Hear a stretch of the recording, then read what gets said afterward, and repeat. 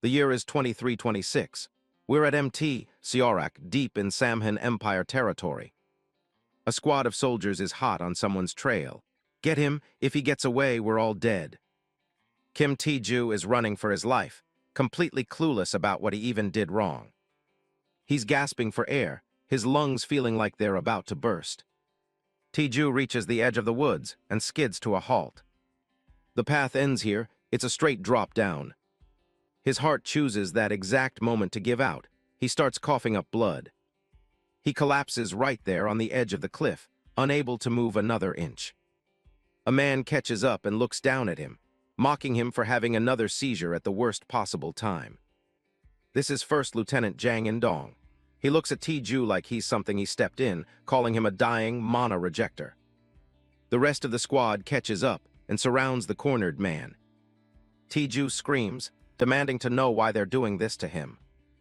Jang just laughs it off. To him, a rejector is just trash that should have stayed dead a long time ago. He draws his sword, claiming Tae-ju is just getting on his excellency's nerves by staying alive. The realization hits, this is all because of Honda Mitsui. Jang warns him to watch his mouth when talking about his superiors, even if she is his stepmother. He raises his blade and swings it with full force. Tae-ju's eyes go wide as the steel comes down. Just die already. The blade connects, blood sprays as the hit lands. The force of the strike sends Tae-ju flying over the cliff edge. Jang smiles, satisfied that the Paju estate is finally clear for Lady Mitsui's sons to inherit. Tae-ju disappears into the abyss, safe travels to the afterlife. To understand how we got here, we have to go back 300 years to 2026. It all started when the sun was blotted out. That was the day mana descended upon the earth like a torrential rain. It wasn't a miracle for everyone. 90% of humanity was wiped out almost instantly. The climate shifted, cities crumbled, and civilization as they knew it fell. 300 years passed, we're back in 2326. The survivors eventually adapted to mana and rebuilt society from the ruins. But it wasn't a peaceful world. Magic beasts and mutated, poisonous herbs turned the planet into a new war zone. A new social hierarchy emerged based on how well you could handle mana. At the very top were the awakened, while rejectors like Tae-ju were at the bottom. Tae-ju's father, Brigadier General Kim Eung-bang, is a masterclass awakened, the highest rank there is. Despite being the eldest son, Tae-ju is a mana rejector, slowly dying from the very energy that powers the world. To everyone else, he's just a family parasite and a mother killer. That's his reality. In a vast cosmic void, a voice echoes. Someone spent a lifetime trying to reach immortality, but this definitely isn't the celestial realm. The voice looks out at a bizarre world that's a mix of an ancient estate and something entirely alien. The old man senses another presence and asks if they know where they are. Tae-ju finds himself sprawling in the middle of this strange, floating space. He looks around in shock. He's not dead. A man in long robes, Tang Gun-ak, walks calmly toward him. Tang Gun-ak uses his power to lift Tae-ju's head. Get up and show me your face. Tang Gun-ak looks at Tae-ju with interest. Tae-ju can't believe what he's seeing. This old man is the legendary Tang Gun-ak, the absolute poison demon and head of the Sichuan Tang clan. He's the undisputed master of poisons and hidden weapons. In his world, he was the guy everyone feared, especially when the demonic cult tried to take over. He was a beast. He single-handedly wiped out the heavenly demon and turned him into a pile of toxic sludge. By the end of his life, he was the absolute ruler of the Murim, and apparently he and Tae-ju share the same soul. It's hard to wrap your head around, but their fates are now linked. This is where it all happened, the Sichuan Tang clan estate, hidden deep in the mountains. In his final years, Tang Gun-ak was meditating to reach a state of immortality called ethereal ascent. During that process, something weird happened. Their souls became permanently intertwined. In this shared void, a massive bridge of energy forms between them, and centuries of memories start pouring into Tae-ju's mind. Tae-ju is completely overwhelmed. He's looking at a version of himself that's a literal god of death. Tang Gun-ak is seeing Tae-ju's life too. He's seeing all the misery and the memories of the Earth version of himself. He sees how Tiju was treated like garbage by everyone around him. Despised, mocked, and looked down on for being a rejecter, the lowest of the low. He was a joke to his comrades and a disappointment to his family. His whole life has been a series of insults. Tang Gunak understands it all now. This mental realm is where they can finally connect. He tells Tiju to take everything, his centuries of experience, his deadly knowledge, and his ultimate power. Tiju closes his eyes, letting the flood of information settle in. You too will become the absolute ruler of your world. That's a hell of a promise. A blinding flash of light consumes the entire mental space. Reality hits like a truck. Tiju is back on the forest floor, beaten and bloody. Tang's voice echoes one last time, wishing him luck. It's all up to him now. Tiju snaps awake, blood still dripping from his forehead. He can't believe he's still breathing. This wasn't some fevered dream. Every single martial arts technique and poison recipe is still burned into his brain. He struggles to pull himself up, his body still broken from the fall. If he wants to live, he has to master the primordial chaos absolute poison spirit art. It's a technique that turns poison into pure power. Lucky for him, this forest is crawling with poisonous herbs that would kill anyone else. He's shivering, his body on the verge of shutting down completely. He starts grabbing the toxic plants and shoving them into his mouth. It tastes like death, but it's his only shot. He sits in a meditative trance, focusing on the poison in his gut. He needs to form a poison essence in his danshin to break his limits. The green energy surges, literally shattering the invisible chains that held him back as a rejecter. Tiju's eyes glow with a new, terrifying light. He's done being the victim, and Jang Indong is first on his list. A full moon hangs over MT. Siorak as a search party scours the woods. Their orders are clear. Find the body of Kim Tiju and confirm he's dead before they leave. The soldiers pick through the dark forest with flashlights, looking for any sign of the young officer they just threw off a cliff. Jang Indong, the lieutenant in charge, is getting impatient. He can't believe it's taking this long to find one corpse, but a shout from the brush tells him they've finally spotted their target. The squad surrounds the area, guns drawn, only to find Tiju sitting calmly on the ground. They're stunned. Nobody should have survived that fall. The men hesitate. Something about the kid feels completely different than before, and a strange green light is starting to flicker around him. It looks like a mana reaction, but it's not. Tiju isn't building energy from the world around him. He's drawing it from the poison in his own blood. Jang is baffled. Tiju is supposed to be a rejecter, someone whose body literally can't handle mana. He tells his men to stop starring and just finish him off. A soldier lunges forward, his blade glowing with mana as he aims for a quick kill. Tiju doesn't even open his eyes.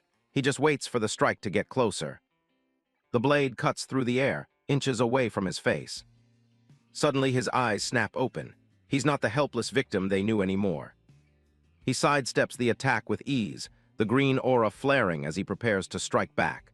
The soldier's face pales when he realizes he just missed a stationary target. The rest of the squad watches in horror. The air around their former comrade is growing heavy and toxic. Tiju looks down at his hands, feeling the flow of internal energy for the first time. It's exactly like the memories described. He clenches his fist. With this power, everything changes, no more running. He stands up, looking at the men who tried to murder him.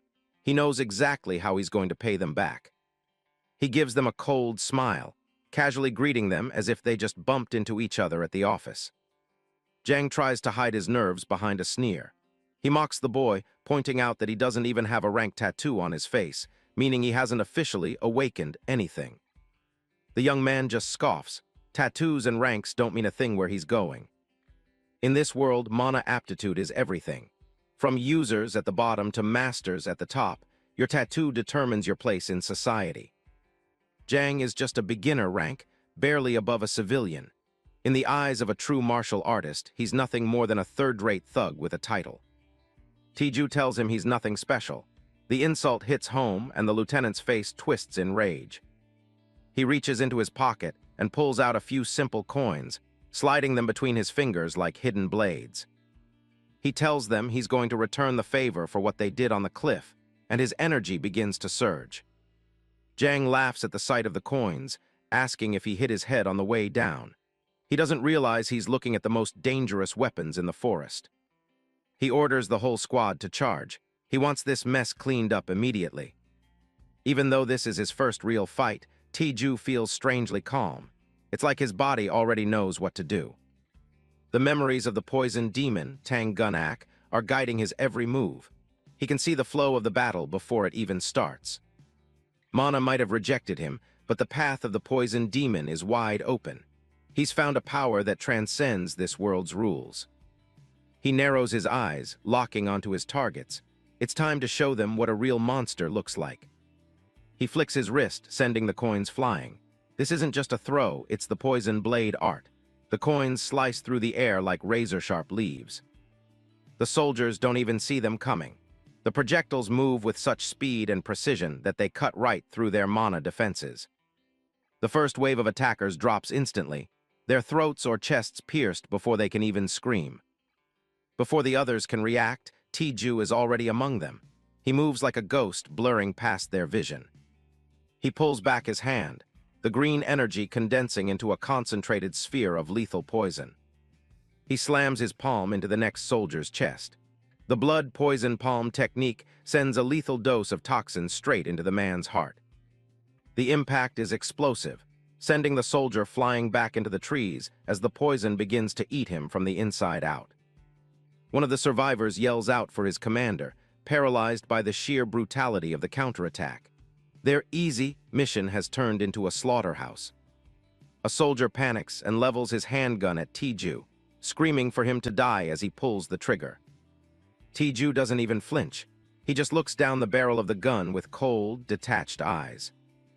Boom, a flash of green light erupts as the bullet, just leaving the barrel, dissolves into a cloud of toxic green smoke. Technology is utterly useless against his new martial arts.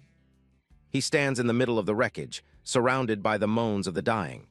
The rejector they mocked has officially become their executioner. Taeju stares down at the mess he made.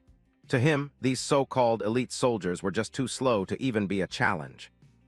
He takes a steady step forward through the dirt and blood, his presence feeling heavier with every second. The dying man on the ground gasps, desperate to know what kind of freakish power Taeju just used on them. To these people, mana is the only source of strength, and they can't comprehend anything else. The young man clarifies that even awakened beings are nothing but flesh and bone when faced with poison. Their ranks and titles don't make them immune to a slow, agonizing death. Jang Indong is shaking, his mouth filling with black bile. He's confused. Taeju doesn't have an awakening tattoo, so using a skill like this should be impossible.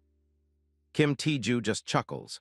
Calling the legendary arts of Tang-gun-ak a mere skill is an insult to the greatest poison master in history.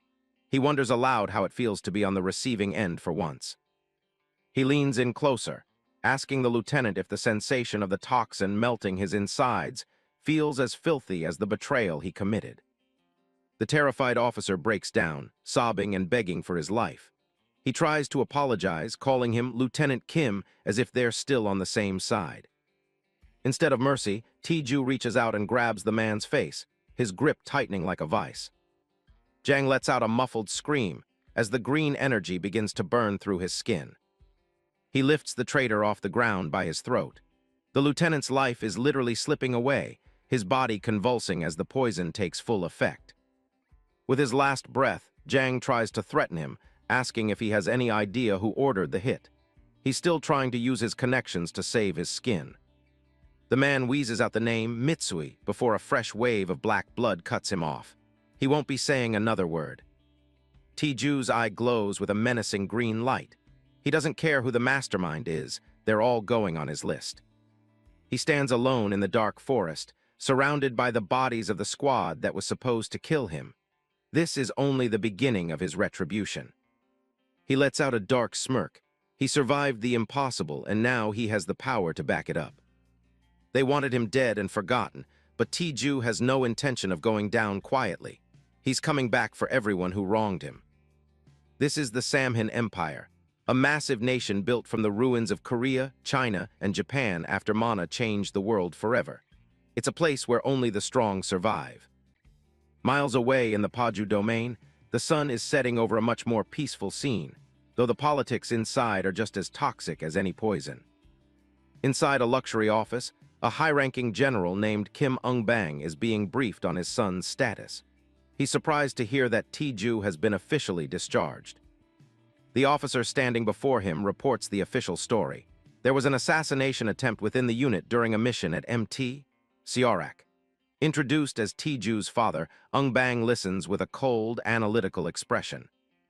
The report continues, stating that Lieutenant Kim barely survived the initial attack but has since gone missing. To the public, it looks like he's just another casualty. As for the squad sent to find him, the official story is that Jang In-dong and his men were wiped out by monsters while trying to flee.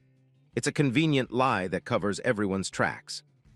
The general sighs, wondering why they would go to such lengths. The investigation points toward Japanese-affiliated officers being the ones who commissioned the hit. Ung-bang looks down, already knowing exactly who is behind the curtain. He's not a man who needs things explained twice. He whispers the name Honda Mitsui. She's the woman who really runs things behind the scenes, and she has a very personal reason for wanting his son gone. Mitsui is the daughter of a powerful Japanese family and the mother of Taeju's two half-brothers. To her, Taeju is nothing but an obstacle in the way of her own son's inheritance. She's been waiting years for the Mana reject to just die on his own, but his stubborn refusal to give up finally pushed her to take matters into her own hands. The general realizes she must have gone to her own family in the Kyushu territory to arrange the hit. Her impatience has finally forced her to act. He thinks to himself that she should have just waited a bit longer. Taeju's body was already failing him. But more importantly, the general knows his domain needs the financial support of Mitsui's family too much to cause a scene. He makes a cold, calculated decision. For the sake of his territory and his other sons, there's no choice but to cover the whole thing up. He tells the officer he'll take care of it and dismisses him. The fate of his eldest son has been sealed by a simple executive order. The heavy office doors click shut, leaving the general alone with his thoughts. He doesn't seem to feel even a shred of guilt. It's better to protect the future of his healthy sons than to waste resources on a failure who was destined to die young. He's already moved on. To him, Taeju was a dead man walking anyway. Surviving until the age of 29 was already a miracle for someone who couldn't handle Mana. The general decides he won't even look for him. He tells himself that Taeju should just live whatever time he has left in freedom, far away from the family that just threw him away. Chapter 2 begins at the Jirisan magical beast border zone, with a bird's-eye view of Garai, a city built right into the mouth of the mountains. Kim Taeju stares out at the sprawling metropolis. It's a lot to take in from up here. His boss, the lead porter, asks if this is his first time seeing the full view. Taeju admits he hasn't been in the area very long. The old man figures he must be pretty clueless about the place then. Taeju just offers a polite response. 3 centuries ago, this place was just a tiny town in South Korea. But everything changed once the Samhan Empire took over. The region was crawling with magical beasts, so the emperor turned Garai into a free city to encourage hunters to clear them out. With tax breaks on monster loot and a blind eye to illegal activities, the money started flowing. Awakeners from everywhere swarmed in, turning the monster hunt into a massive industry. Now it's a booming metropolis, a land of opportunity for anyone desperate for quick cash. But the boss warns him that it's also full of dangerous criminals, so he needs to stay alert. Taeju just laughs it off. The old guy talks a bit too much, but Taeju appreciates the advice as they keep moving. Not that long ago, Taeju's life was a complete disaster. He'd barely survived a brutal assassination attempt while he was serving in the military. After that, he cut all ties and went looking for a spot where he could actually get stronger. That's how he ended up here. The law is weak in Garai, making it the perfect place to dodge his family's radar. It's also an ideal training ground, since the mountains are packed with poisonous beasts and toxic plants. Even so, the term martial arts is still a weird concept for him to wrap his head around. It all started with that soul-sharing encounter right before he was supposed to die. He's somehow linked to the poisoned demon, Tang Gunak, from a completely different world. He even inherited the man's secret arts. It's ironic. The woman who tried to kill him actually gave him the ultimate power-up. He thought to himself that it was a blessing in disguise. Honda Mitsui's attempt on his life actually turned out to be the very thing that brought him this ultimate stroke of luck. He's still broke and weak for now, though, so he's stuck working as a lowly porter. The boss pulls him aside and asks who he thinks the heavy hitter of their group is. T-Ju plays dumb. The old man points toward Lee Hanul. She's a regular rank, which is a step above most hunters. She looks young, but she definitely carries herself like a pro. But something is clearly off. Her mana is acting weird, and she's breaking into a cold sweat. Suddenly, her eyes roll back in her head. She collapses right in the middle of the trail.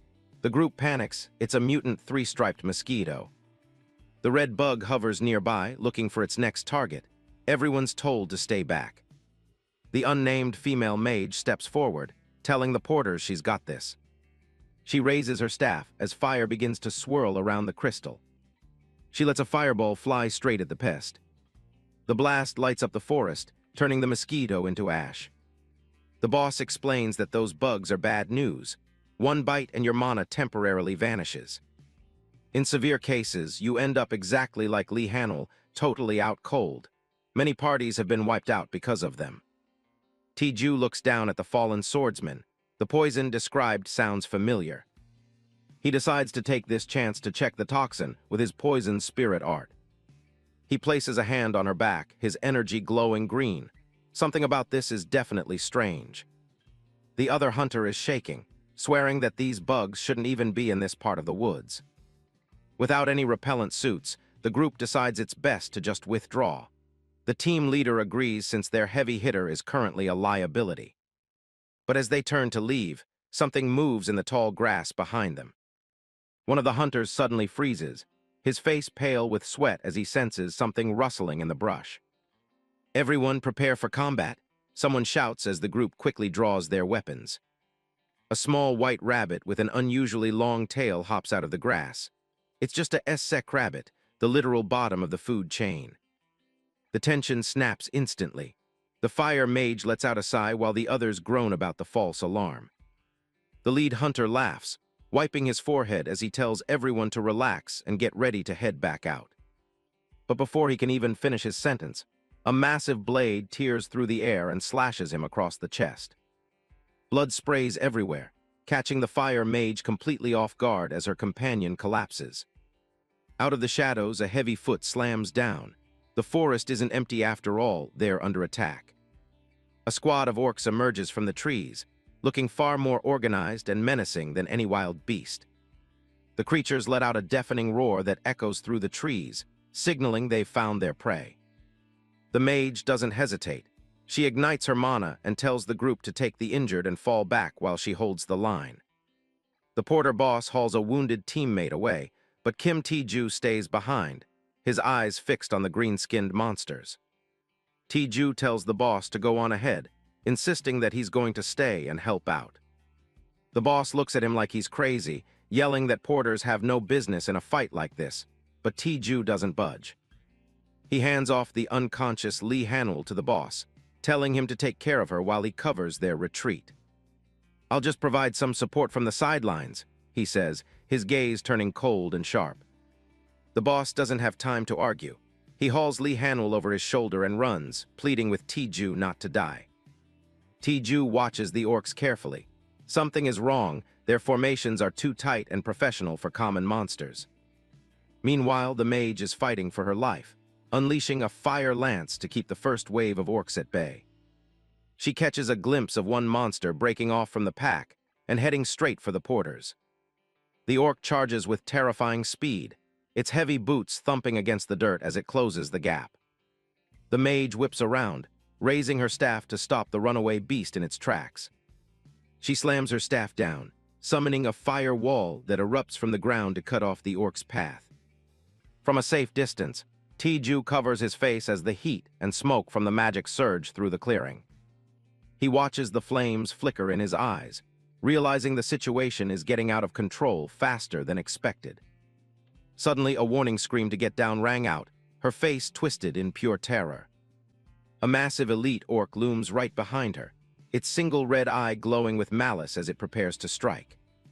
Suddenly, the scene shifts to the immortal realm, a world of floating mountains and endless blue skies. Among the cherry blossoms of a high-altitude garden, someone is finally enjoying some peace and quiet. It's Tang Gunak. He's been here for a month now, and he knows none of this would be possible without Tiju. By sharing a soul with Tiju, he gained knowledge of Earth, a world filled with glowing boxes and massive steel cities. That new perspective gave him a breakthrough in his meditation, surrounding him with a powerful green aura. He finally achieved the ascension to immortality he'd been chasing his whole life, leaving only his empty robes behind. But he should have known better. He clenches his fist in frustration. This immortal realm isn't the paradise he imagined. It's actually a glorified prison meant for legendary masters.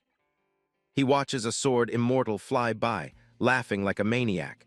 Every single person here is absolutely out of their mind.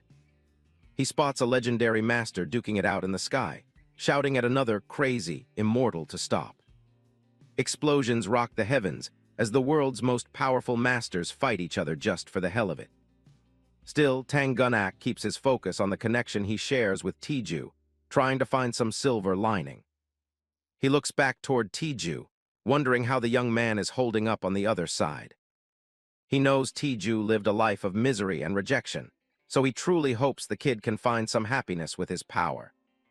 A silhouette of Tiju pulses with an ominous energy. Tang Gunak warns that he'll need to reach the 7th star of their secret art to survive. Tang Gunak laughs heartily, telling Tiju that if fate allows, they might just cross paths again. Until then, he plans to find even more techniques to pass down. Suddenly, a loud crack echoes as something hits him. Tang Gunak looks annoyed, grumbling about how hard it is to track them down in this heavenly prison. A sword immortal hovers nearby, mocking Tang Gunak. He dares the poison immortal to show what a petty dagger technique can do against true swordsmanship. Tang Gunak's face twists in rage. He shouts back at the crazy swordsman bastard, promising to kill him for the insult. Back in the forest, the fire mage unleashes her firewall, the flames roaring as she tries to block the advancing orcs. Drenching in cold sweat and utterly exhausted, she suddenly heard a warning to get down ringing in her ears. Behind her, the massive elite orc looms like a nightmare, its red eye glowing through the smoke as it prepares to strike the unsuspecting mage. Tiju clicks his tongue in annoyance, his sharp eyes focused on the monster's blind spot. A green flash tears through the air as something moves with blinding speed. A hand suddenly appeared behind the female mage and delivered a sharp blow to the back of her neck, knocking her out cold. Tiju stomps his foot firmly on the ground, stabilizing his stance as he prepares to end the fight. With a determined look, Tiju decides to reveal the wide area hidden weapon technique he just mastered. Flying dagger technique, a rain of golden daggers descends from the sky, glowing with a lethal energy. The orcs don't stand a chance. The daggers slice through them effortlessly, painting the forest floor red. The daggers fall like rain, striking with surgical precision from every direction at once. Tiju lands in the center of the clearing, his fist pressed to the earth as the last of the golden coins settle into the dirt. He stands up and surveys the scene.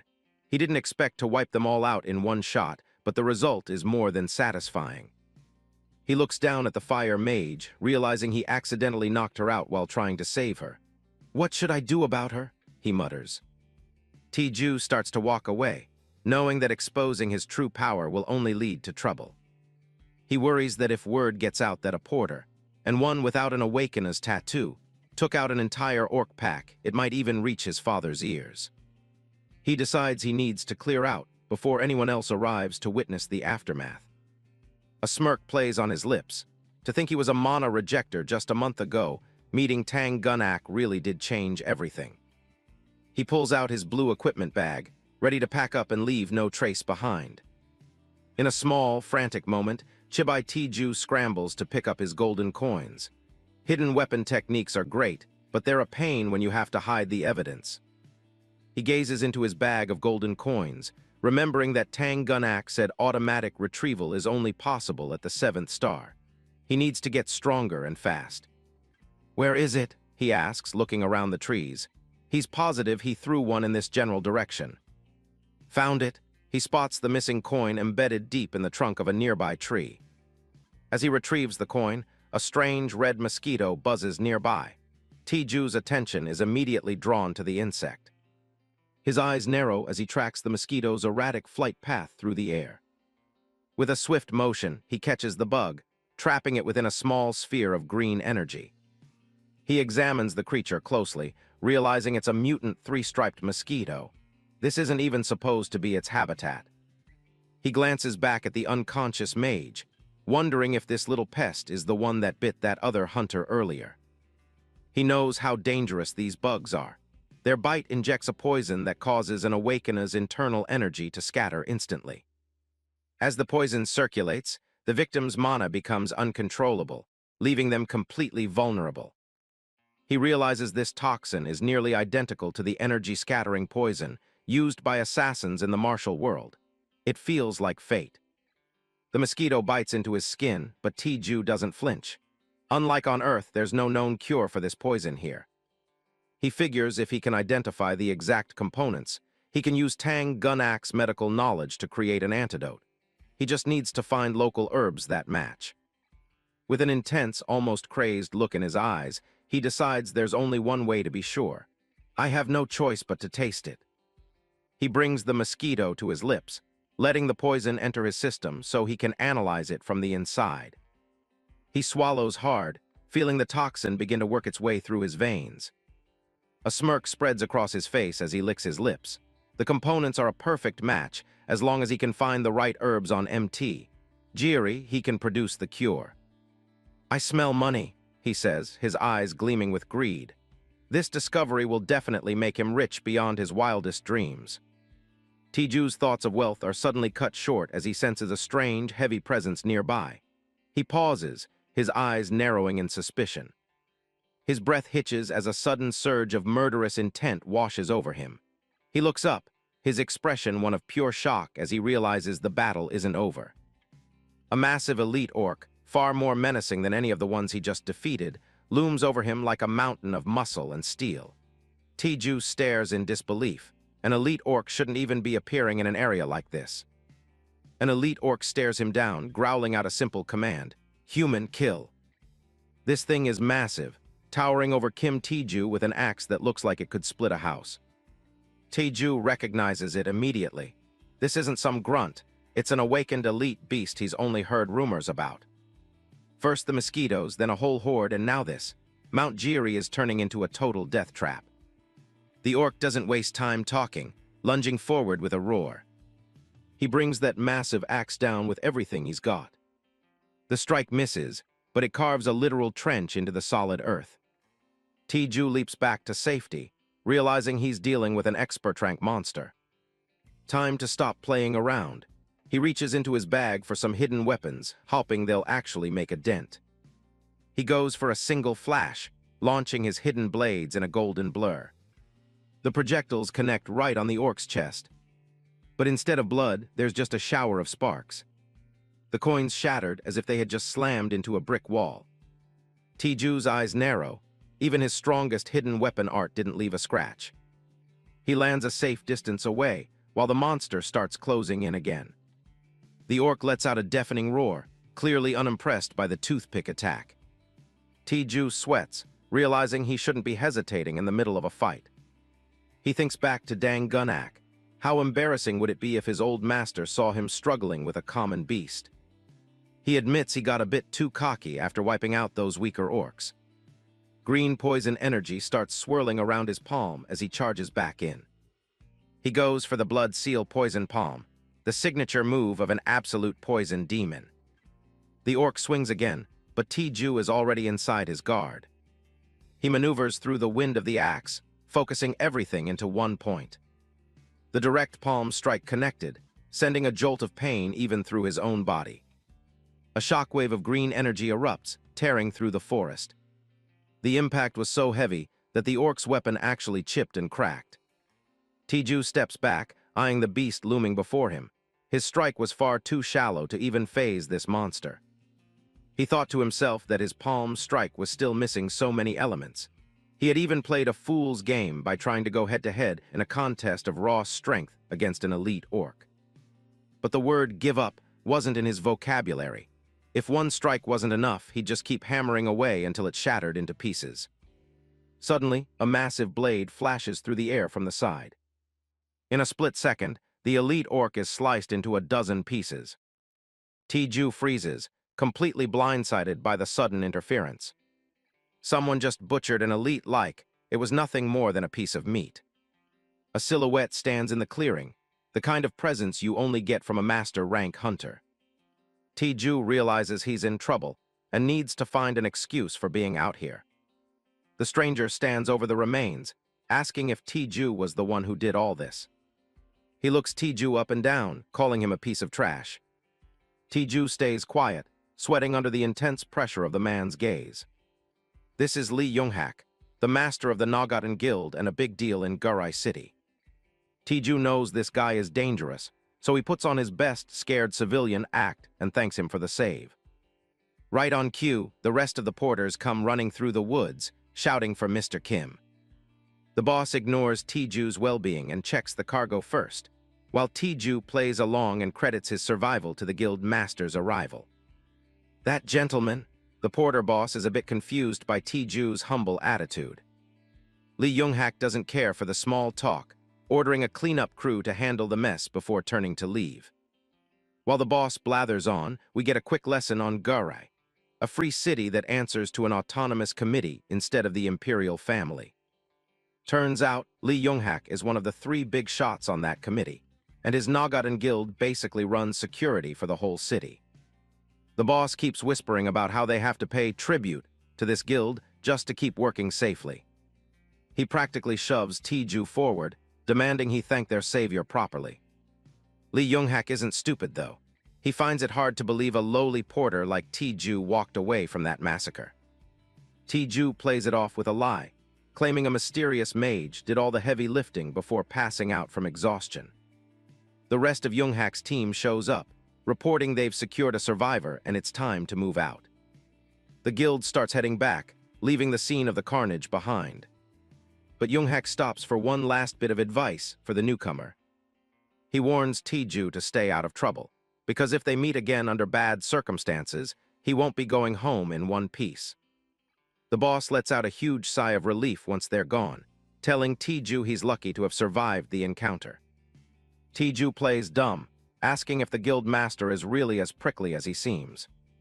According to the boss, the guy is a corrupt fraud who only cares about bribes and his own reputation. He warns that high-ranking masters are like walking natural disasters, best to stay as far away as possible. Tiju grabs his pack, but his mind is elsewhere. He knows that if Yoonghak hadn't interfered, things might have ended very differently. It's been a month since his soul was linked to a poisoned demon, and he realizes he's been getting way too arrogant. He feels a pang of shame toward his old master, Dang Gunak, for letting himself get so sloppy. A green light flickers in his eyes as he makes a silent vow to reclaim his former strength. Welcome to Gurai, a free city within the Samhan Empire where the rules are a little different. The city has infrastructure, sure, but doctors are a rare breed in a place this dangerous. Most medical professionals here are just quacks on the run, and the citizens have learned to avoid them like the plague. Because of that, pharmacies have become the real heart of the city's medical system. Pharmacists here have special authority to prescribe and sell drugs approved by the local committee. Business is absolutely booming because people would rather trust a proven drug than a shady doctor. And that's exactly why Tiju is here. He's got something the city desperately needs. He's developed a specialized antidote for the mutant 3-striped mosquito, a pest that's been terrorizing hunters. It took him an entire month of backbreaking labor as a porter and sleepless nights of cultivation to perfect the formula. He even had to push his poison spirit art to the 3rd stage, just to maintain the delicate control needed for the brew. But the effort paid off. Not only does he have a product, but he's strong enough to defend himself now. He stands before Beek's drugstore, ready to turn his hard work into cold, hard cash. The shop is packed with customers, clearly the most popular spot in town. A clerk asks if he's looking for potions or coagulants, but Tiju has bigger plans. She's caught off guard when he asks to speak directly with the owner. He gives her a confident smirk, clarifying that he's here to make a sale, not a purchase. The clerk can't help but chuckle at the guy's audacity. From the back of the store, a stern-looking man with a gray mustache stops to listen. This is Beek Hong Pio, the owner of the shop and apparently a man of some local importance. Tiju reaches into his bag, ready to present the drug he's spent so much time crafting. Beek Hong Pio just sighs, assuming he's dealing with yet another peddler trying to pawn off junk. He doesn't even want to see it, telling Tiju to take a hike and go find a real job at the labor market. Kim Tiju places a small brown bottle on the glass counter, his voice calm. An antidote for the mutant three-striped mosquito. Beek Hong Pio, busy restocking shelves, starts to dismiss him without even looking. I said I'm not by, before trailing off in confusion. Beek turns his head, his skeptical gaze landing on the young man. An antidote for what? Still hiding under his blue hood, Tiju repeats himself with practiced confidence, holding up another identical bottle. The store owner stays silent for a moment, his eyes narrowed as if trying to spot a trick. Tiju doesn't wait for a question, explaining that the medicine is taken orally and can even be used as a preventative measure. The effect lasts up to 10 hours, he adds, continuing to pull more bottles from his bag as the clerk watches with mild interest. Beek's patience finally snaps, his brow furrowing as he stares intensely at the young man. If you're going to scam someone, keep it believable, he bellows, clearly insulted by the claim. A mosquito antidote, you cheeky brat. Unfazed by the outburst, Tiju calmly lines up 2 more bottles on the counter while the clerk keeps her distance. He then pulls out a business card and holds it up between 2 fingers. Test it out and contact me if you're interested. The card simply reads Solitary Senior, followed by a phone number. You have until midnight tonight, Tiju warns. Without another word, he turns and waves over his shoulder as he pushes through the pharmacy doors. If I don't hear from you by then, I'm taking it to another pharmacy. The shop falls into an awkward silence as the bell chimes, leaving the remaining customers staring after the mysterious stranger. Beek lets out a scoffing laugh, still unable to believe the audacity of the stranger. What the? Is he crazy? Suddenly, a massive hand clad in heavy plate armor reaches down and snatches up one of the samples. This is Park Jin-soo, a high-ranking raid team leader and a regular customer notorious for his addiction to enhancement potions. Beek watches as Park, often nicknamed Junkie for his habits, examines the bottle with a curious, scarred face. What do you think, Boss Beek? Do you buy it? I'm not sure what to make of it, Beek admits, his anger replaced by a flicker of uncertainty. He pushes the box toward Park, deciding to let the veteran hunter be his guinea pig. Well, we'll find out once we test it. Beek tells himself not to get his hopes up, knowing even the biggest corporations failed to make this. Yet Tiju's confidence still gnaws at him. Come on, you said we had to test it, Park says with a grin, ignoring the clerk's worried protest to leave the unverified liquid alone. Beek's eyes widen in surprise as he realizes the impulsive hunter is actually going to drink it right there. Before anyone can stop him, Park pops the cap and chugs the entire thing while the clerk yells at him for being so reckless. He finishes the drink in one gulp, the last drops falling into his mouth as the others wait for a reaction. A moment later, Park wipes his mouth with a look of pure disappointment. This is just plain water. Beek's jaw nearly hits the floor. Plain water, he repeats, feeling foolish for even entertaining the idea. He asks for confirmation, hoping there's at least some medicinal kick, but the hunter shakes his head. Not at all. Park scoffs, claiming that as someone who lives on potions, he can tell this has zero energy. I got my hopes up for nothing. With a flick of his wrist, Park tosses the empty bottle into the trash bin, advising Beek to throw the rest of the scammer's junk away. Beek stares down at the remaining bottles in the box, his disappointment turning back into irritation. Was he really just another everyday scammer? Park slams a heavy basket of supplies onto the counter, ready to move on. Bill, please. The The clerk processes the transaction, asking if he's heading out on a raid. Park laughs it off, saying he's late for frog hunting thanks to testing that drug. As the clerk rings up the 3.25 million won total, T-Ju's business card sits abandoned in the trash among the empty containers. The bell rings again as Park Jin-soo heads out of the pharmacy, waving a brief goodbye to Boss Beak.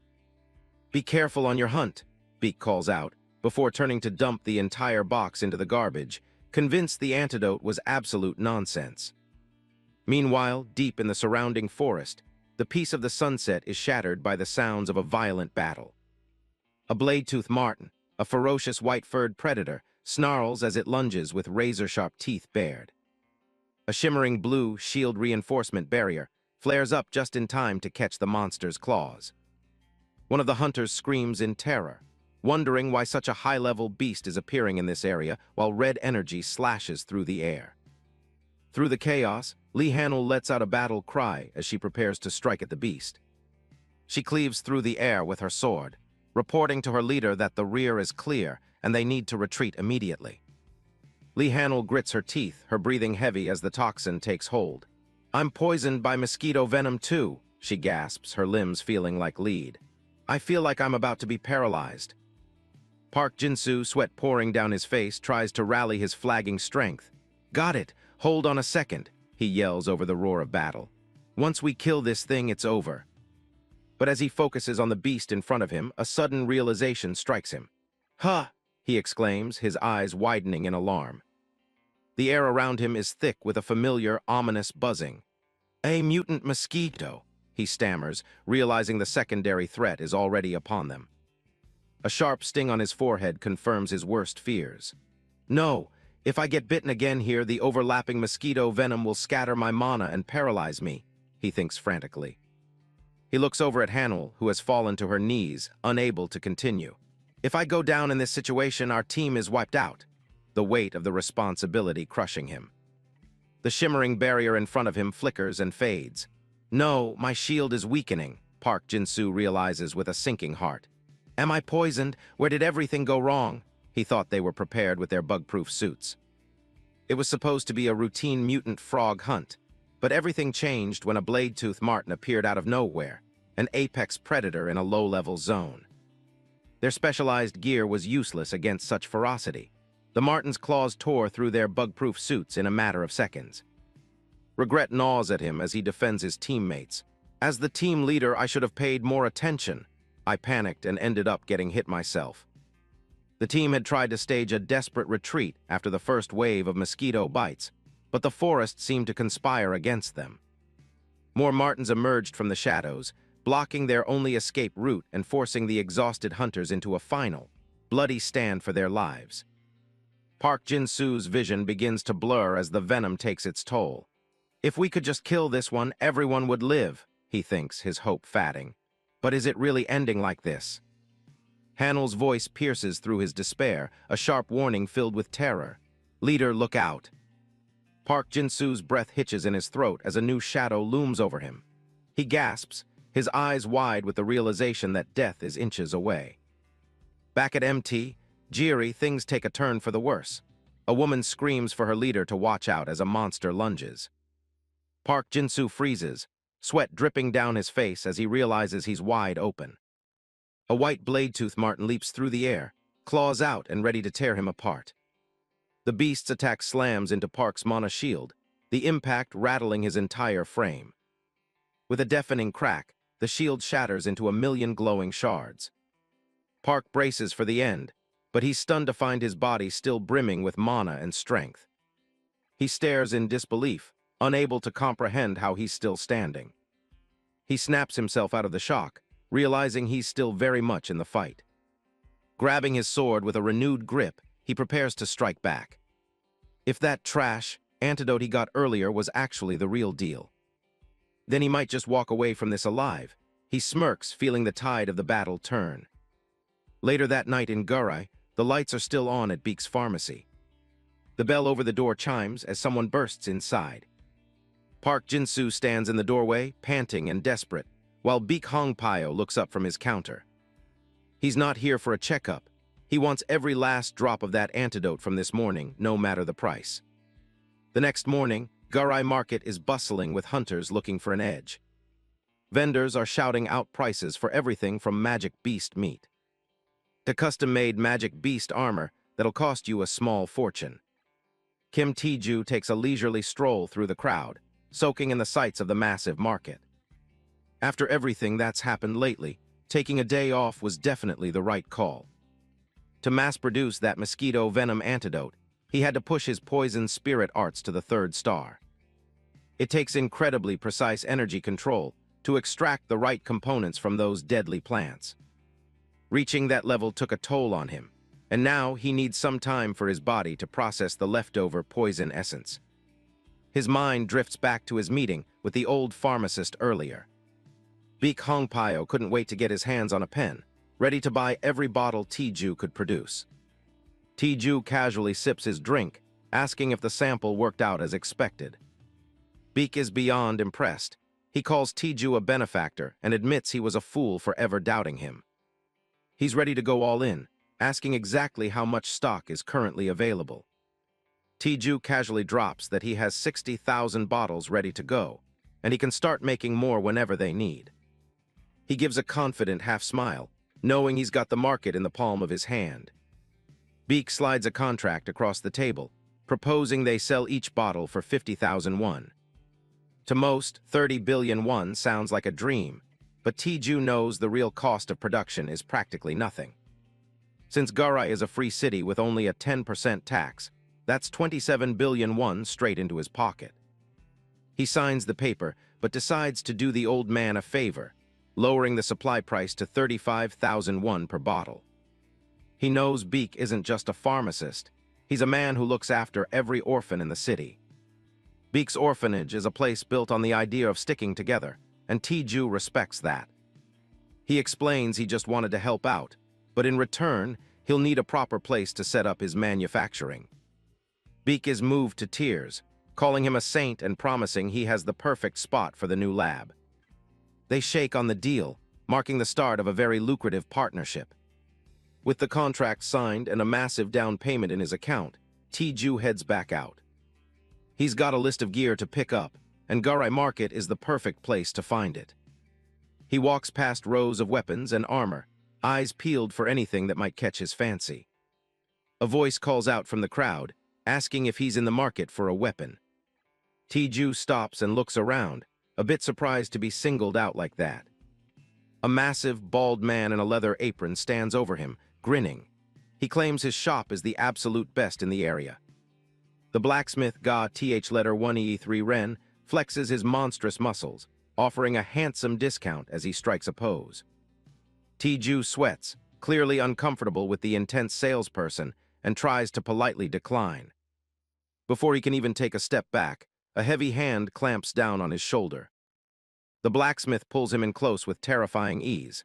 Tae-ju is stunned. He's channeling his 3rd star power, yet he's being pushed around like a kid. "Let's go, my home is full of dreams and romance," the man shouts, dragging a bewildered Tae-ju away. He looks up at the sign for MX Forge, wondering if this eccentric giant is actually some kind of hidden master. The interior is lined with rows of gleaming blades and heavy axes, all looking expertly crafted. Small, sharp daggers are meticulously laid out on the counter. The blacksmith asks if they meet his standards. Tae-ju is genuinely impressed by the craftsmanship, asking if the man really forged all of this by hand. He narrows his eyes, his mana sight flaring to life as he examines the underlying quality of the metal. It wasn't just talk. The work is exceptional, and he realizes he shouldn't have judged the man by his weird personality. He pulls out a sketch, asking if the blacksmith can craft 100 of these specific blades. The man looks at the drawing of the willow leaf daggers, nodding they're far too small to be used as standard throwing knives. He ponders for a moment, deciding that mana-infused steel would be the best material to handle that kind of weight. Tae-ju leans in, his face serious as he asks if the man can actually pull it off. The blacksmith agrees, though he mentions it'll take some time to gather enough materials for such a large order. He winks, giving a special, handsome discount, and setting the total price at 250 million won. Martial arts really is a bottomless pit for money, but Tiju doesn't hesitate. He offers to pay the full amount up front. Stepping back outside of MX Forge, the blacksmith waves him off, promising to send samples as soon as they're ready. Tiju moves on, satisfied with securing his willow leaf daggers. Now he just needs to find some decent armor. He looks down at his clothes, wondering if he should stick to the custom long robes he wore in his past life. But as he walks down the street, he notices people are pointing and whispering about his modified hanbok. The unwanted attention is a bit much. Blushing, he decides it's better to look for something a little more modern. While he was still lost in thought about the outfits, a girl handing out flyers stepped in and interrupted his train of milk. He cast his eyes over the flyer, his interest piqued by the bold claims printed on the page. A promoter in a fox-eared outfit hands out brochures, announcing that the boutique has just released a new line of Magic Beast armor. A Magic Beast leather coat would be the perfect replacement for his old robes, blending style with protection. Welcome to Garai, a free city tucked away in the Samhan Empire. It looks like a normal modern city, right down to the traffic and the red double-decker buses. But in the distance, a massive domed castle looms over the entire skyline. Looking out from a high-rise, Jiang Yonhee finds the walled fortress pretty vain for the year 2325. Her secretary explains that it's high security, restricted to the elite and only accessible by boat. Jiang Yonhee isn't a fan.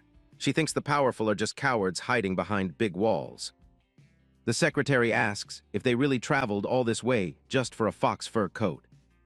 Yonhee explains that Siberian phantom fox fur is incredibly rare and makes for the perfect armor.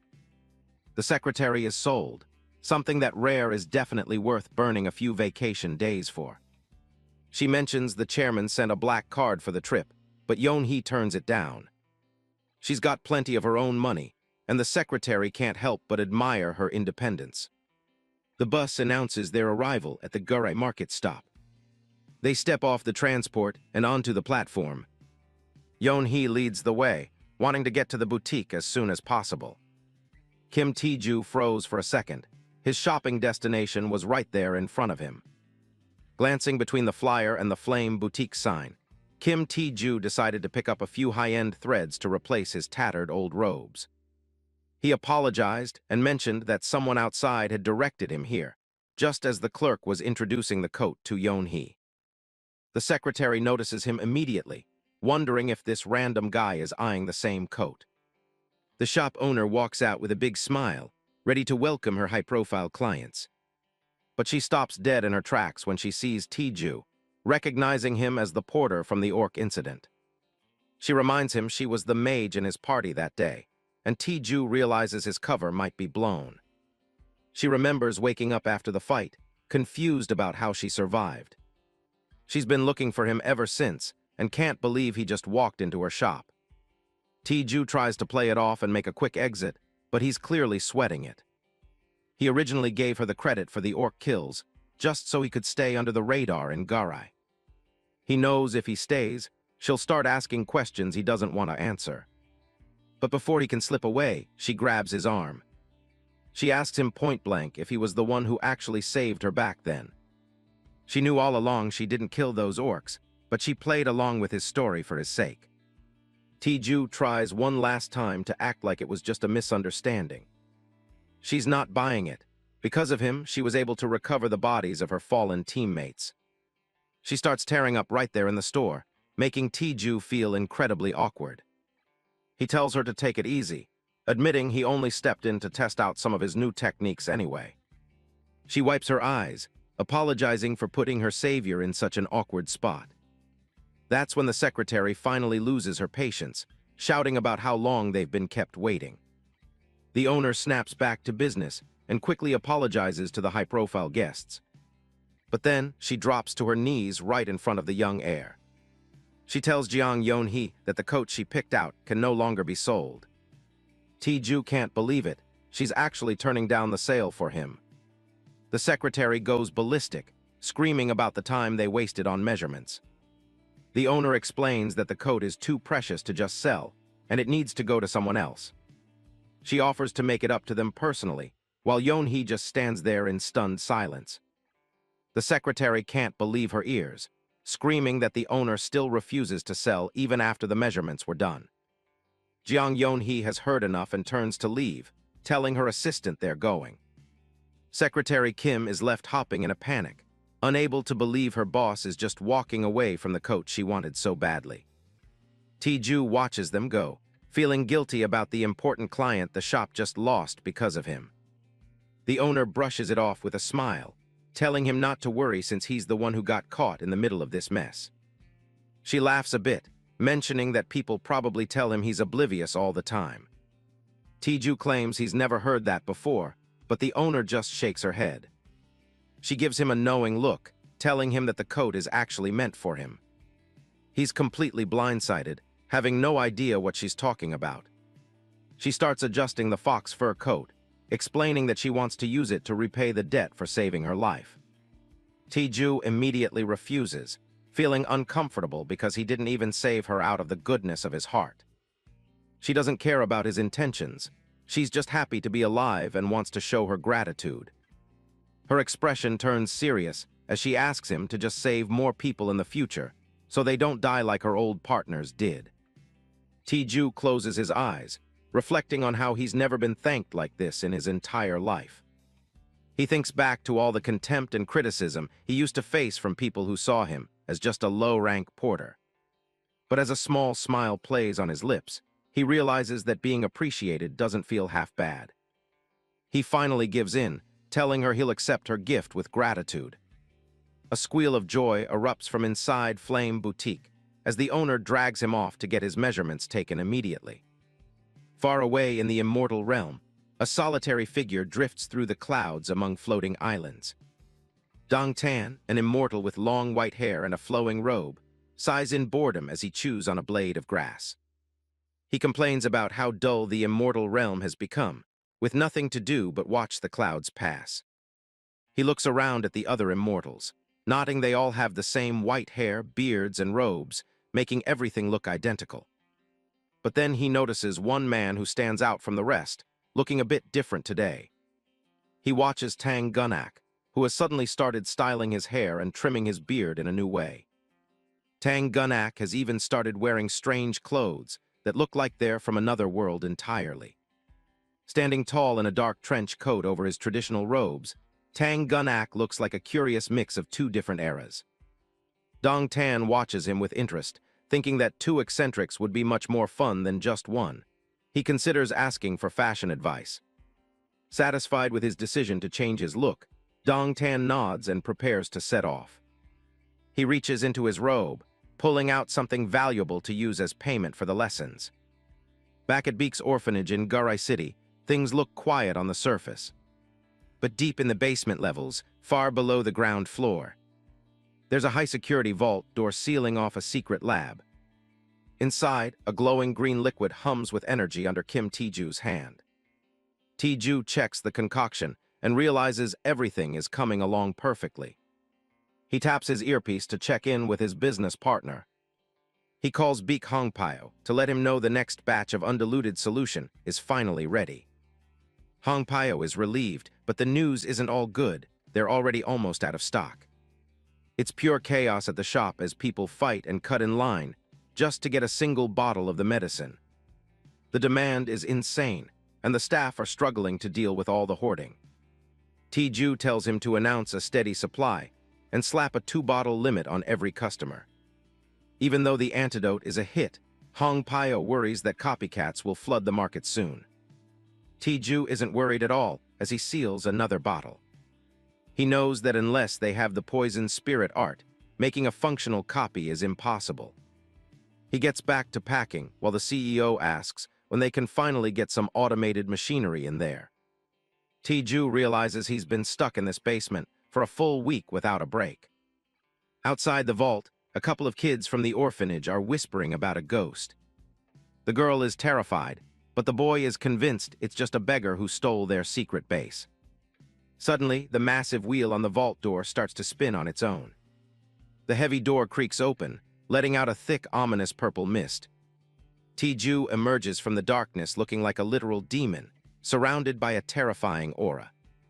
He gives them a creepy grin and a simple hello. The kids don't wait around for an explanation and start screaming their heads off. They bolt for the stairs, shouting about a smelly ghost haunting the basement. Tiju stands there feeling a bit insulted that they think he's a ghost. He takes a quick sniff and realizes that a week without a shower is definitely taking a toll. Suddenly, he remembered the sobbing porter captain who had begged him to fill in for a worker who had just bolted. Tiju checks the time. He's got an appointment soon and barely has a moment to wash off the smell. Before he can move, a woman's voice calls out his name. A woman in professional attire and high heels approaches him.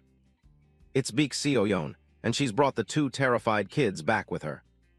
Tiju turns to greet her, wondering who this new visitor is. She introduces herself as Seoyeon from the orphanage. She says she came to check on the ghost and deliver a package. She hands over a heavy box from MX Weapon Shop. Tiju's eyes light up when he sees the prototype he's been waiting for. Seoyeon tries to be polite, but she can't help but cover her nose from the stench. She quickly leads the kids away, telling him to use the shower on the first floor before he leaves. Tiju is too excited about the willow leaf flying daggers to care about his hygiene right now. He cracks open the box and finds a set of blades along with a small note. It's a message from the blacksmith, complete with a terrifyingly flirtatious drawing and a request for feedback. The honey comment is enough to make Tiju's skin crawl as he stares at the note in pure disgust. Tiju is still fuming over the creepy honey note, his chibi form radiating pure annoyance. He huffs and shoves the weapon prototype back into its storage box. Despite the blacksmith's weirdness, he admits the daggers look sharp and incredibly solid. He gives the blade a quick spin, finding that the weight and grip are actually perfect. The quality of the willow leaf flying dagger has him excited for the rest of his custom gear. He remembered he still had some gear with that mage girl. She kept insisting it was all a gift, but he knew better than to take something for nothing. Besides, it's not like he's short on cash these days. He finishes packing the antidote boxes, realizing he still needs to squeeze in a shower before heading out. Meanwhile, at the foot of MT, Jiri, the atmosphere is heavy near the demonic beast border zone. A small group of hunters and porters have already gathered at the designated meeting point. Tiju arrives on site and spots the man in charge, calling out to CEO O. The CEO waves him over with a friendly smile, glad to see him make it to the raid. Tiju apologizes for being the last to arrive, but the boss assures him he's right on time. Their friendly greeting is cut short when a hostile voice calls out to Tiju from the side. A hand rests mockingly on a sword hilt as someone scoffs at the lowly porter for making everyone wait. Jang Wonjun stares them down, clearly annoyed that they're wasting time on pleasantries. Tiju calmly points out that he isn't late and shouldn't have to apologize for anything. Wonjun is livid that a mere porter is talking back and threatens to slice him up on the spot. A green spark flickers in Tiju's eye as he finally understands why everyone else refused this job. CEO O whispers for Tiju to just endure it, promising to compensate him for the extra trouble. Tiju bites his tongue and forces out a stiff apology to keep the peace for now. Kwon Dongseok tells his teammate to drop it, and Wonjun walks off with one last threat. The boss checks if Tiju is okay before the raid leader orders everyone to depart. Tiju looks around, concerned that they only have 7 people for a raid of this scale. He points out that they usually need at least 15 people, causing Wonjun to stop in his tracks. Tiju insists he's just thinking about the porter's safety and won't go if the raid isn't safe. Wonjun's eyes glow a predatory red as he loses his temper over the porter's defiance. Tiju meets his gaze without flinching, his own expression turning cold and serious. Wonjun draws his blade, ready to kill the bastard right then and there. Dongseok stops him, but only because they need someone to carry the heavy luggage. He sneers and threatens to feed Tiju's limbs to monsters if he complains one more time. The 2 hunters laugh at the idea of him running away, knowing they'd kill him first. Tiju's killing intent surges, a green flame dancing in his eyes as he considers ending them. Dong Seok ignores the tension and orders everyone to take their antidote before moving out. CEO O apologizes for the hunters' behavior, but T-Ju is more focused on their low numbers. The boss explains that the Blade Martin area used to require more men because of the bugs. He hands T-Ju a bottle of the antidote, telling him not to worry about the low count. T-Ju smiles at the irony of being handed the very medicine he manufactured in secret. He remembers a woman's plea to save people so they don't die in vain like her lover. He downs the antidote, thinking about how his power has started to change his outlook. The antidote nearly choked him as he overheard those hunters casually mocking his life. T-Ju's killing intent flared once more at Wonjun's joke about burying him in a shallow grave, just like the porter before him. He realizes his lack of self-control is likely due to the influence of Tang Gunak. The absolute poison demon's nature is starting to take over, and he doesn't tolerate disrespect. T-Ju walks forward, shadowed by the imposing, ghostly figure of Tang Gunak. Their souls are beginning to merge, and the absolute poison demon's ruthless nature is slowly becoming his own. T-Ju reflects on his past weakness as he watches a mental image of his former self falling. He welcomes this dark change, knowing he was too fragile to survive in this cruel world before. As the group heads into the danger zone, T-Ju tells CEO O to stay close to him. The boss is skeptical, wondering why he'd be safer with a powerless porter than with the actual hunters. Deep in the shadowy forest, a massive red-furred beast with glowing eyes stalks toward them. T-Ju remains dead serious, dismissing the boss's doubts as the threat draws near. The creature bares its fangs, radiating a bloodthirsty aura that T-Ju has sensed for some time. This isn't just a random monster, it's a ferocious killing intent aimed directly at their group. Back in the Murim world, the Zhuge clan's estate is a burning wreck. Tang Gunak descends into the heart of the chaos, his presence heavy. Wounded and desperate, Zhuge can barely stay on his feet. The patriarch screams, asking Tang Gunak why he's attacking his people. The invader isn't there for a chat. He calls the man by his secret title, the Lightning Demon. He reveals the truth. The entire clan has been secretly working with the demonic cult. Daggers hum with purple energy as Tang Gunak hovers above the traitor. He doesn't buy the defense. He's seen enough of the cult's lackeys crying innocence. Zhuge Chen's face paled as he realizes there's no talking his way out of this. A severed head rolls across the ground. It's his own son. The warrior stands over a mountain of bodies, exposing their use of innocent blood for demonic pills. His eyes are cold. He's here to end the lightning demon once and for all. He admits he has a special kind of hatred for those who use the weak as shields. Zhuge Chen begs for his life, offering to snitch on the heavenly demon to save his neck. Tang Gunak has heard enough and readies his final strike. With a simple command to begone, he unleashed his power. A storm of purple energy and daggers tears through the air. Huge swords slam into the earth, ending the Zhuge clan for good.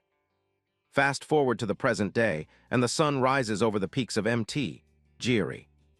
A group of TH letter 1E3 San has just finished off a pack of Martins, and they're already bragging. Jang Wonjun gloats over the loot, calling the porter a worthless coward.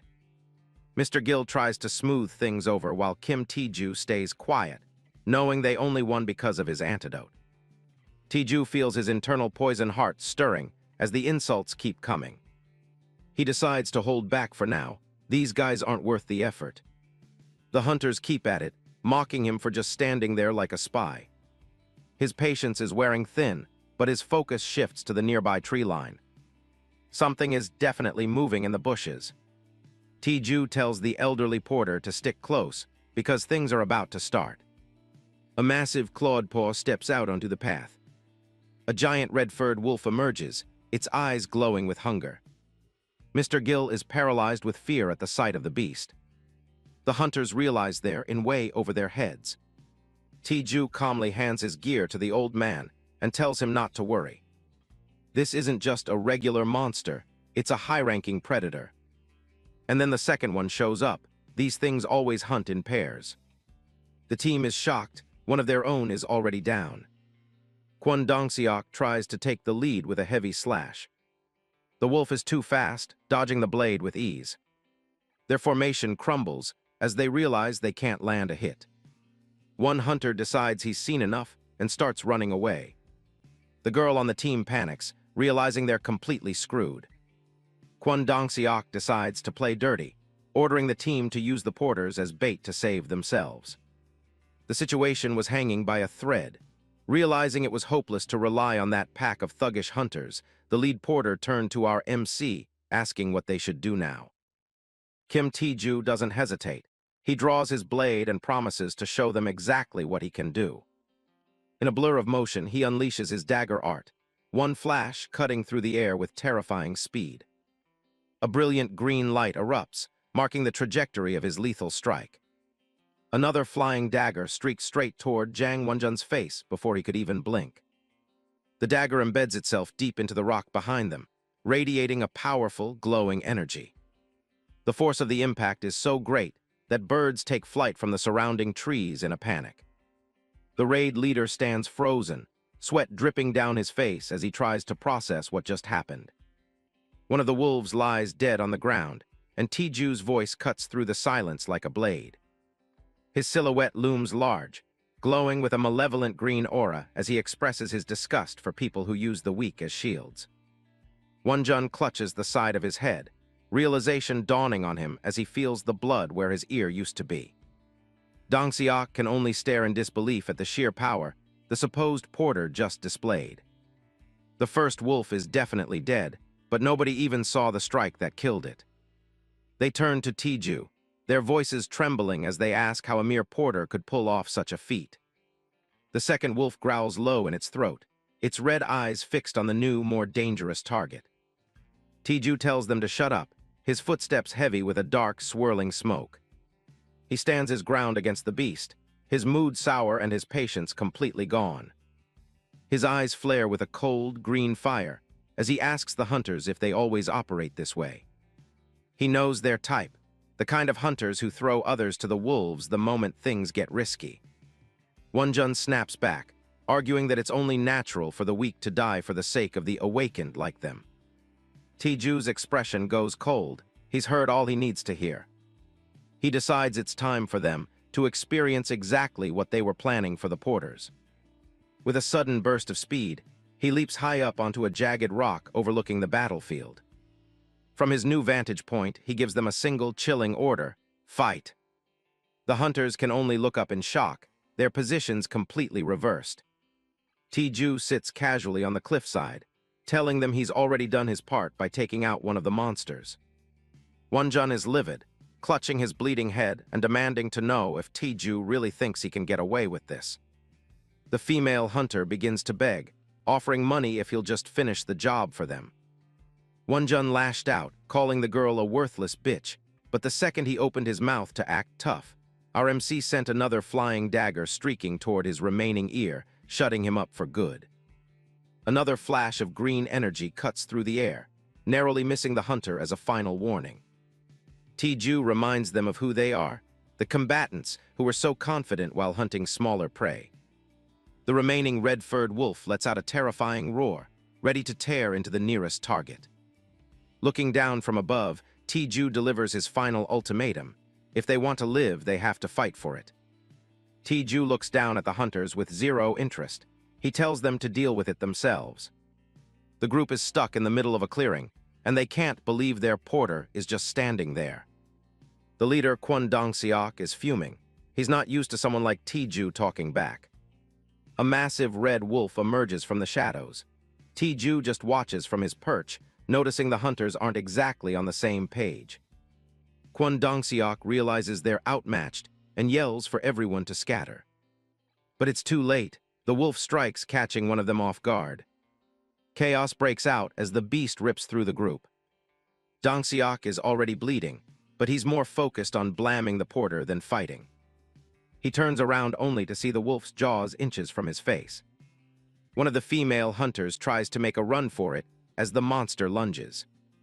The beast is faster, looming over her like a nightmare. She can't even scream as the end approaches. The wolf's teeth are razor-sharp and ready to finish the job. It stands over its prey, blood dripping from its muzzle. Its eyes glow with a primal hunger as it looks for the next target. The wolf turns toward the only person who treated Tiju with respect, the porter boss. The old man panics, calling out to Tiju for help. Tiju finally stands up. He's had enough of watching. He mocks the wolf for getting cocky just because it killed some trash. He leaps from the rock, time to clean up. A sickly green energy builds up in his hand. He tells the beast to die. The blow connects squarely with the wolf's head. A massive explosion of poison erupts.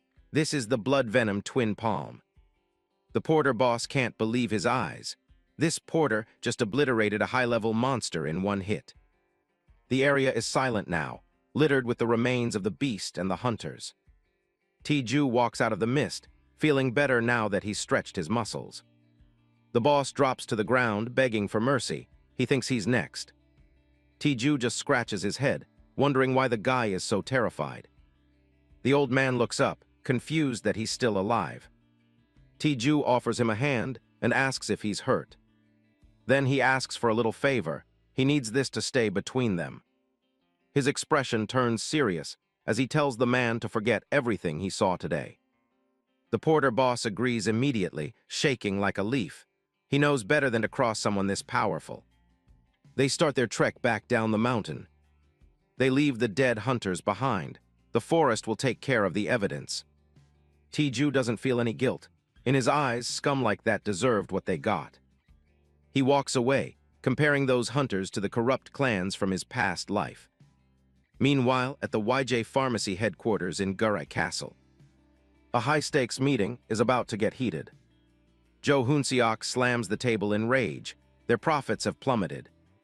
The newspapers are all talking about the same person, Kim Tiju and his Vax drug shop. The other pharmaceutical bosses are panicking. They're being pushed out of the market, and they want Tiju gone. Oh Nambok looks tired of the bickering. He points out that everyone already knows their market share is slipping. Lee Gilho is fuming. He blames the committee for protecting Beek Hongpyo just because he feeds a bunch of orphans. Nambok tells him to stop getting angry and offer a real solution. Gilho just calls him a clueless bastard. Jo Hoon-seok claps his hands to break up the fight, telling them to calm down before they kill each other. He wears a fake friendly smile, suggesting they stop testing each other and share how far they've actually gotten. They all have to admit the truth. None of them, including the big players, have been able to copy Tiju's drug. Nambok is determined. He thinks it's only a matter of time before they crack the formula. Gilho slams his fist down. Time is exactly what they don't have. They're going broke while they wait. Hoon-seok adjusts his collar. He's not worried. He's ready to play dirty and do things the way they always have. Gilho gets a wicked grin, asking if the investigation into the shop owner is finally done. Hoon-seok presses a button with a smug look, telling the others to take a look at what he found. A profile pops up. Kim Tiju, age 29. He's the eldest son of Brigadier General Kim Ung-bang. The others are stunned. Taking on the son of a master-rank general is way more heat than they signed up for. Hoon-seok just waves it off. He says that's just the surface info and the real story is much better. He reveals the truth. Tiju is a Mana reject who was kicked out of his home. His own stepmother, Honda Mitsui, wants him dead. Gilho lets out a belly laugh. A family feud makes it much easier to move in and take what they want. Hoon-seok plans to meet him first. If they offer more money, they can snag the distribution rights from Beek Hongpyo. Hoon-seok's smile turns sinister. If Tiju refuses, he's more than ready to spill some blood. The sun sets over the Jirisan Monster Defense Corps, where the military is preparing for something big. A knock at the commander's office interrupts the silence. A voice from inside tells them to enter. A soldier salutes Lieutenant General Oh Jin-hyung and reports that they've found something in Gurai. He hands over the file on the antidote developer they obtained from the Autonomous Committee. Jin-hyung scans the report. Kim Tiju, a Mana reject and former soldier, huh? He remembers how the military was turned down recently due to low stock. This could be exactly what they need. He taps the file. With that antidote, they could launch a massive purge before the next monster wave hits. A grin spreads across his face. He thinks a secure supply is guaranteed as long as the family bond still holds. He orders his men to contact Paju territory immediately to speak with General Kim Ung-bang. Cut to the Paju domain, a massive territory built like a fortress. Inside a luxurious mansion, orders are being shouted. "Yes, sir, exterminate." A hand slams the phone receiver down onto the desk. General Kim Ung-bang stares ahead with a grim expression. They say even a worm will turn. He sits at his massive desk while his wife, Honda Mitsui, stands nearby. She's talking about how sickly T-Ju used to be. Mitsui is already on her phone, planning a trip down to Gurai City to book train tickets. Ung-bang looks exhausted and tells her to just leave the boy alone. Mitsui turns around, acting surprised. He reminds her they already removed him from the family registry. She wears a fake smile, but her eyes are cold. She claims they have to help him because of blood bonds. Ung-bang tells her to stop the act. If she had any conscience left, she'd let this go. Her hand clenches into a fist. She says it doesn't matter if he knows, since there's no evidence left. She yells at him to at least call T-Ju and make him supply the antidote to the military. She screams that their other sons' futures are struggling too. Is T-Ju the only one he cares about? Ung-bang clenches his hands together, trying to control his temper. He looks up at her, finally done with the conversation. He tells her to go and ask him herself. Honda Mitsui is livid, her face contorting in a mask of pure rage. She storms out of the office, telling Ung-bang she'll handle the situation her own way. The heavy doors slam shut, leaving the general alone with his thoughts. Close-up of a high-ranking military uniform, belonging to Commander Oh Jin Hyung. Jin Hyung sits in his office, looking over a report.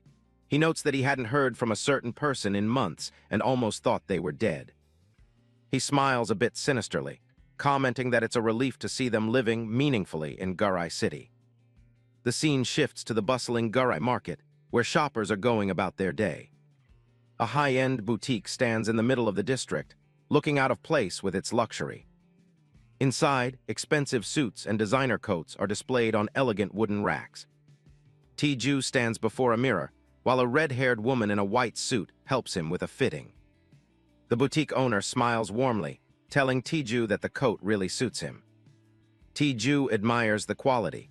A coat made from monster byproducts is on a completely different level of craftsmanship. He strikes a pose in the long gray trench coat. It's light, has high defense, and even controls temperature, perfect for a hunter. He's particularly pleased with the ample storage space tucked inside the lining. The shop owner guesses he's a weapon specialist awakened since he carries so many tools. T-Ju just gives her a vague confirmation. T-Ju asks for the price, but she refuses to take his money, calling it the price for saving her life. Even at 4.3 billion won, she won't budge. He worries he's taking a reserved item, but she assures him that the intended customer, Lady Jiang Yonhee, will be fine with a replacement. She laughs it off, clearly happy to be of service to her savior. T-Ju stands with his arms crossed, deep in thought for a moment. He suddenly points to a whole row of clothes. In that case, I'll take everything from here to there. He pulls out his black credit card, planning to give the clothes to the orphanage while helping her sales. She's completely stunned. The owner happily agrees and goes to pack them up, leaving T-Ju to wait. Watching her walk away, he thought to himself that he was truly a kind soul, nothing like the trash, awakened he usually had to deal with. The bell on the shop door rings as a new visitor enters the boutique. T-Ju turns around to see a man in a sharp suit approaching him with a confident smirk. "So this is where you were, Kim T-Ju." Footsteps click on the floor as the stranger closes the distance. It's Joe Hoon-seok, the CEO of YJ Pharmacy. He hands over a business card with a false, polite smile. T-Ju stares at the card, then up at Hoon-seok, his expression showing zero interest. Hoon-seok chuckles when T-Ju won't take his hand, trying to play off the awkwardness. T-Ju cuts to the chase, asking how he was found and what business the CEO has with him. Hoon-seok's smile doesn't reach his eyes. He claims his association knows everything in Gurai City. His eyes narrow with greed as he drops the act. "Let me ask a favor." T-Ju smirks back, asking if this so-called favor is actually a threat in disguise. Hoon-seok asks for a supply of the mosquito venom antidote. Tae-ju gives him a flat no. Hoon-seok tries to sweeten the deal, offering to pay 3 times the price and cover all penalty fees. He offers 5 billion won for the formula. Tae-ju asks if the CEO would sell something so valuable for pocket change. Hoon-seok's mask slips, revealing a glimpse of his true, malicious nature. Tae-ju walks away, telling him he'll manage on his own. Hoon-seok warns him he'll regret it. The shop owner returns, asking if he had a visitor. Tae-ju just shrugs it off as a persistent peddler. Outside, Hoon-seok is fuming as he stares at his phone. "Stubborn brat, you'll regret this choice." He makes a call, ordering his men to start their usual dirty work against the shop owner. The scene shifts to the outskirts of Garai, where cranes are at work on Kim Tae-ju's new villa construction site. Tae-ju carries several large shopping bags, returning to the outskirts of Garai after his trip to the boutique. He smiles, announcing his arrival to the man supervising the construction work. The old man, a silver-bearded shop owner, looked up from his site report, surprised to see Tae-ju back so soon. Tae-ju presents the bags, explaining that he bought some new clothes for the children as a gesture of gratitude for all the help he's received. A single tear of gratitude runs down the boss's face, as he's deeply moved by Tae-ju's unexpected generosity. Overcome with emotion, the boss calls Tae-ju a saint and vows to double his efforts on the villa's construction to repay the kindness. Tae-ju laughs, genuinely pleased to see his companion so happy with the gift.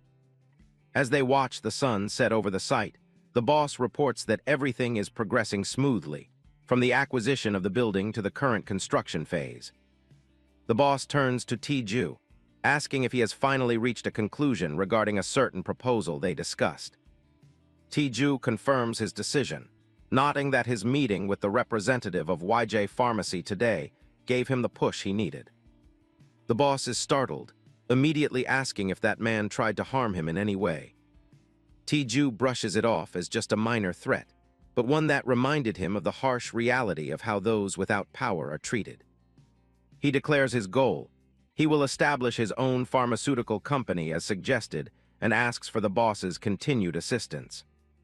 The boss is more than happy to help. Tae-ju then mentions he'll be leaving the site for a short while. Before the company is fully operational, he wants to dedicate his time to developing brand new medicines. A humorous final note shows a chibi-sized Tae-ju sulking because, despite its astronomical price, nobody has noticed his 4.3 billion won coat. The foundation of Kim Tae-ju's power is the primordial chaos absolute poison spirit art, a legendary technique created by Tang Gun-ak. It combines 5 elements Qigong with deep insights from various other martial arts to create something entirely unique. The art has 10 stages, and right now, Tae-ju is working his way through the 3rd and 4th, placing him at first-rate status. To reach the peak, one must unlock a poison spirit and master the rain of myriad flowers technique. That's the same power the creator used to literally melt the heavenly demon and crush the demonic cult. Seeking that kind of strength, Tae-ju heads deep into the MT, Jiri Beast Zone. He finds his first target almost immediately. A massive predator lunges, but Tae-ju doesn't even flinch. He takes a steady breath, focusing his internal energy for the kill. He grips his daggers, ready to strike. A single, fluid motion sends a spike of glowing green poison energy straight through the beast's chest. The impact is massive, sending the creature flying back into the dirt. The fight is over before it even really started. Tae-ju lets out a sigh, nodding that for something called a leopard cat, it was definitely as big as a tiger. He walks toward the carcass, his aura still flickering with toxic power. Even at stage 3, he thinks his current level is pretty shameful. He slices into the beast and finds a decently sized poison gland. With his past knowledge, he knows he can grow rapidly as long as he keeps consuming different poisons. His body has finally stabilized, clearing the path for him to reach the next stage. Now he just needs to find a spore poison water deer to finish the job. But first, he has to dig his expensive daggers out of the cat's hide. He soon spots his next target, a water deer that looks pretty harmless at first glance. It has 2 strange humps on its back, giving it a camel-like appearance. Tiju moves in, knowing exactly what to expect from this docile beast. The second the deer dies, those humps on its back burst wide open. A cloud of microscopic, highly toxic spores sprays into the air. In seconds, the entire forest floor is covered in a dense, purple mist. Tiju catches a spore on his fingertip, nodding that this stuff is strong enough to melt through gas mask filters. It's the most potent poison he's found so far, and he's not letting any of it go to waste. He begins his cultivation, drawing the purple energy toward himself. He focuses his mind, gathering the loose poison chi from the atmosphere. His eyes glow with green intensity as the raw toxin swirls around his body. The massive cloud starts to condense into a single, glowing point. He forms a perfect sphere of pure poison energy right in his hands. The goal is to convert all this power into internal energy to fuel his breakthrough. He settles into a deep meditation, letting the poison spirit art do the heavy lifting. Hours pass as he continuously circulates the energy through his system. The sheer volume of poison is massive, but he's already mastered its components. He pushes through the fatigue, knowing he needs to become stronger and faster than everyone else. He remembers being weak, hunted down by monsters he can now kill with ease. He resolves never to be that helpless, low-level porter again. With his mind set, he finishes absorbing the last of the poison energy. The poison orb finally settles. He's done it. The fourth stage is officially reached. Tiju sits in the quiet forest, still glowing with green energy. It took way longer than he expected, but the power boost is real. He stands up and gives himself a good stretch, feeling the new strength flowing through his limbs. Looking out at the sunrise over MT, Jiri, he's satisfied. He hit his goal and figured out the ingredients for the water deer antidote. With a massive pack loaded up, he's ready to head back to civilization. He starts the long trek home, a bit worried that things at the pharmacy might have gone sideways while he was off the grid. Night falls by the time he reaches Beek's drugstore. He drops his gear with a heavy thud, finally back in his home base. "Mr. Beek, I'm back," he calls out, expecting a warm welcome. But the place is completely empty. Tiju jokes that business must be booming if they're this low on stock. Beek Hongpao looks like he's aged a decade in the 2 weeks Tiju was gone. He's been worried sick since he couldn't reach him. Beek Sioyon is there too, looking just as stressed as the old man. Tiju apologizes, explaining his phone was off for training. He asks what's with the gloomy faces. The shelves aren't empty because of sales. The pharmaceutical reps came and took everything back, cutting their supply entirely. Beek looks completely defeated, realizing they've been backed into a corner. Tiju immediately suspects this, has Cho Hunseok's name written all over it. The old man confirms it. Hunseok is using his position on the autonomous committee to squeeze them out. They're being pressured to hand over the antidote's ingredient list or face a total sales ban. Tiju realizes the corruption might go even higher than just one CEO. But he isn't the type to roll over. He spent enough time with legends like Tang Gunak to know how to handle trash. He tells Mr. Beek it's time to stop playing defense and strike first. The old man is confused. How are they supposed to attack when they've lost their supply? Tiju's plan is simple. If they claim the medicine is dangerous, then fine. They just won't sell it to anyone. He orders the shutters closed immediately, shutting down the pharmacy until further notice. Instead of panicking, the crew gathers for a massive outdoor feast. They've got a huge piece of meat roasting over the fire, and everyone is digging in. Tiju takes a big bite, savoring the reward for his hard work. He can't get over how good it is. It's basically a religious experience. The flavor is so intense it feels like he's floating. This is the meat of the spore poison water deer, a delicacy that was once the best in the entire empire. Back in the day, it was so rare and dangerous that only the emperor got to eat it. Tiju is glad he chose this deer for his next project, not just for the medicine, but for the gourmet perks. He remembers the horror of the water deer poison during monster waves and how he wanted to stop the civilian casualties. Everyone else at the table is blown away by the taste, and Tiju starts thinking this meat could be a huge business on its own. He imagines himself serving it to the top players of this world, maybe even catching the eye of a grand master. Beek Hongpyo clears his throat, breaking Tiju's train of thought. He thanks Tiju for the meal, but he's still worried about the bigger picture. He's impressed that the kid actually made an antidote for something as terrifying as water deer poison. But he asks the burning question, is it really okay to just ignore the committee and stay closed? Tiju tells him to just relax and trust the process. He knows exactly what he's doing. If they don't sell the antidote, the people who need it are the ones who are going to suffer, not them. The pharmacy stays dark, a silent middle finger to everyone trying to bully them. Outside Beek's drugstore, a large man in heavy armor is shouting in frustration. It's been 5 days, and the shop is still closed, leaving hunters like him without their vital supply of antidotes.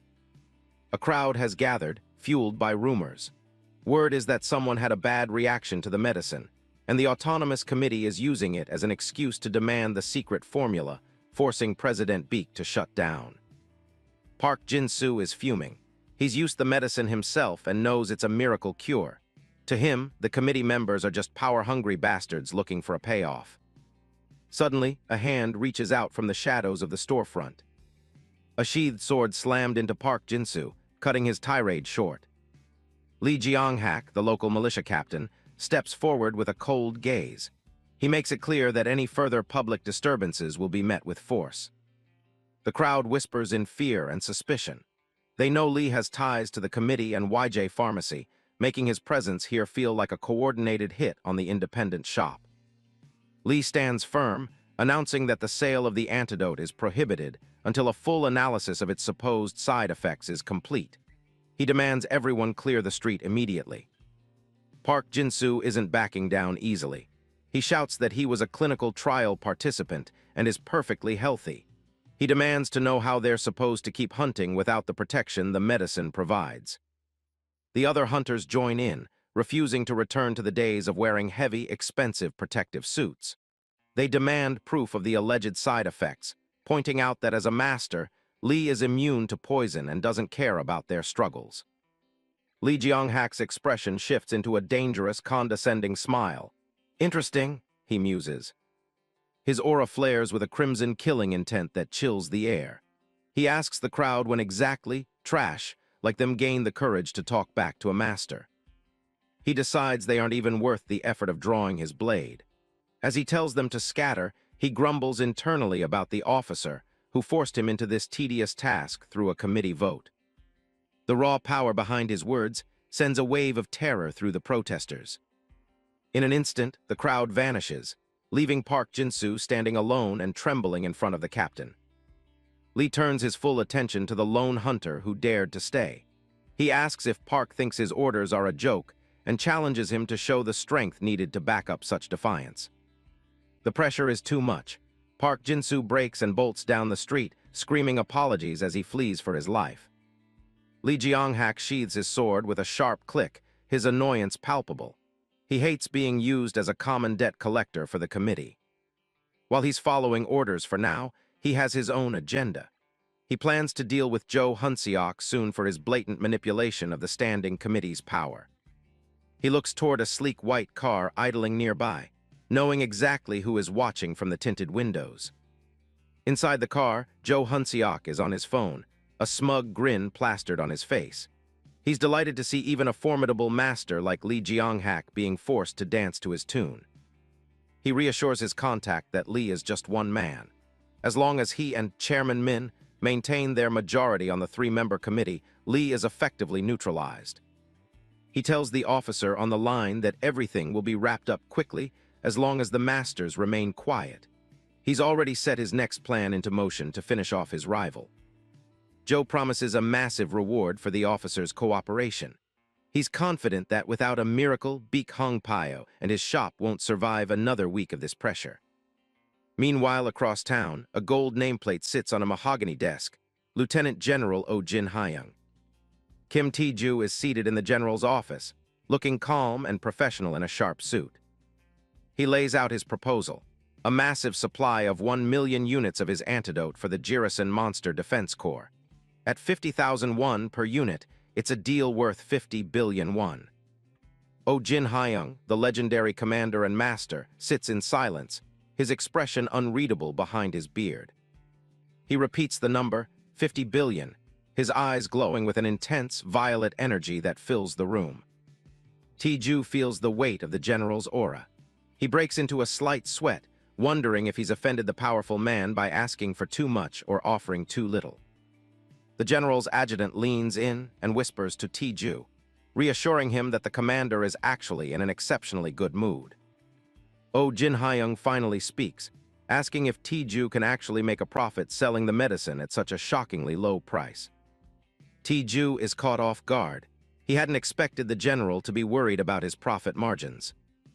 The general turns to his adjutant, asking if the core reserve funds can handle the 50 billion won price tag. The adjutant confirms that the budget is more than sufficient.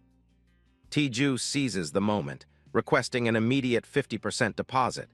He then tells the general that there's one more item he wants to include in their partnership. Over a cup of tea, Tiju mentions his plans to launch a full-scale pharmaceutical company. He reveals he's already developed a second breakthrough medicine. He reaches into his bag and presents a perfectly cooked, steaming piece of meat on a plate. Tiju smiles confidently, watching the general's reaction as the savory aroma fills the office. Jin Hyung stares at the offering in confusion. He was expecting another vial of medicine, not a gourmet snack. The meat looks incredibly tender and rich. Tiju explains that it's a special gift he brought specifically for the general. Jin Hyung takes a bite and is immediately impressed by the flavor. He notes that he's been trying to eat less meat for his health, but this is too good to pass up. Tiju lets out a satisfied hum. He suggests that the general should present some to the emperor, knowing it would be a hit. He then drops the reveal. It's the meat of the legendary spore poison water deer. The adjutant's jaw drops in disbelief. He recognizes the rare delicacy immediately, the water deer, whose meat is rumored to possess a heavenly taste and juices that burst forth like a fountain with every bite. Tiju remains perfectly composed, sipping his tea with a small, knowing smile. He gives a slow nod, relishing the fact that his special gift has completely captivated the room's most powerful man. Jin Hyung fixes Tiju with a piercing, intense gaze, his eyes glowing with an otherworldly blue light.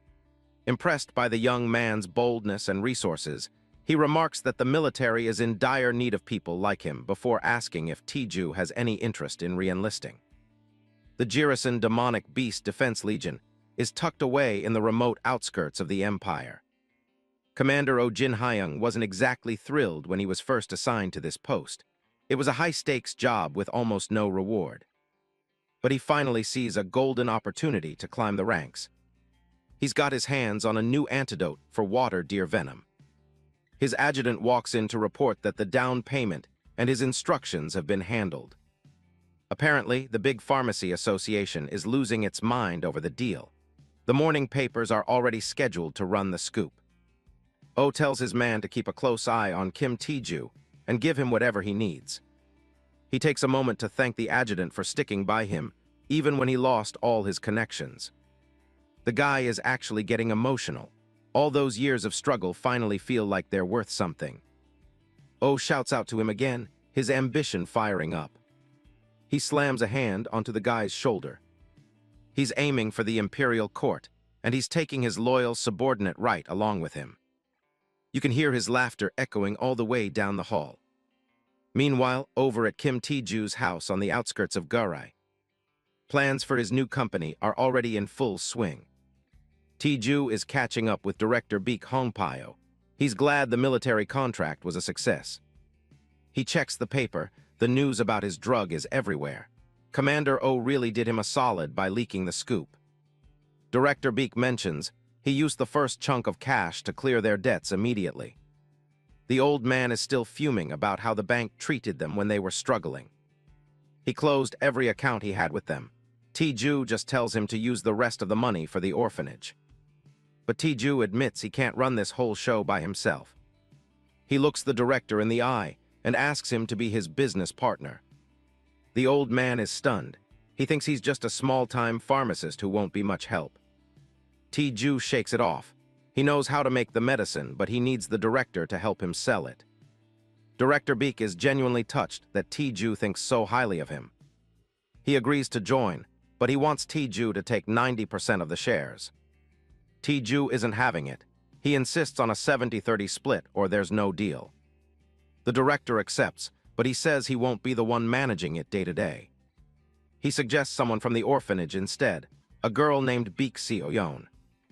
He says she's the smartest kid he's ever raised and offers to call her in immediately. T-Ju is all for it. If she's capable, she's welcome. The two men shake on their new partnership. T-Ju even has a name ready for the company, T-Hung Bio. Director Beak mentions he's also arranged for some guards from the orphanage to protect him.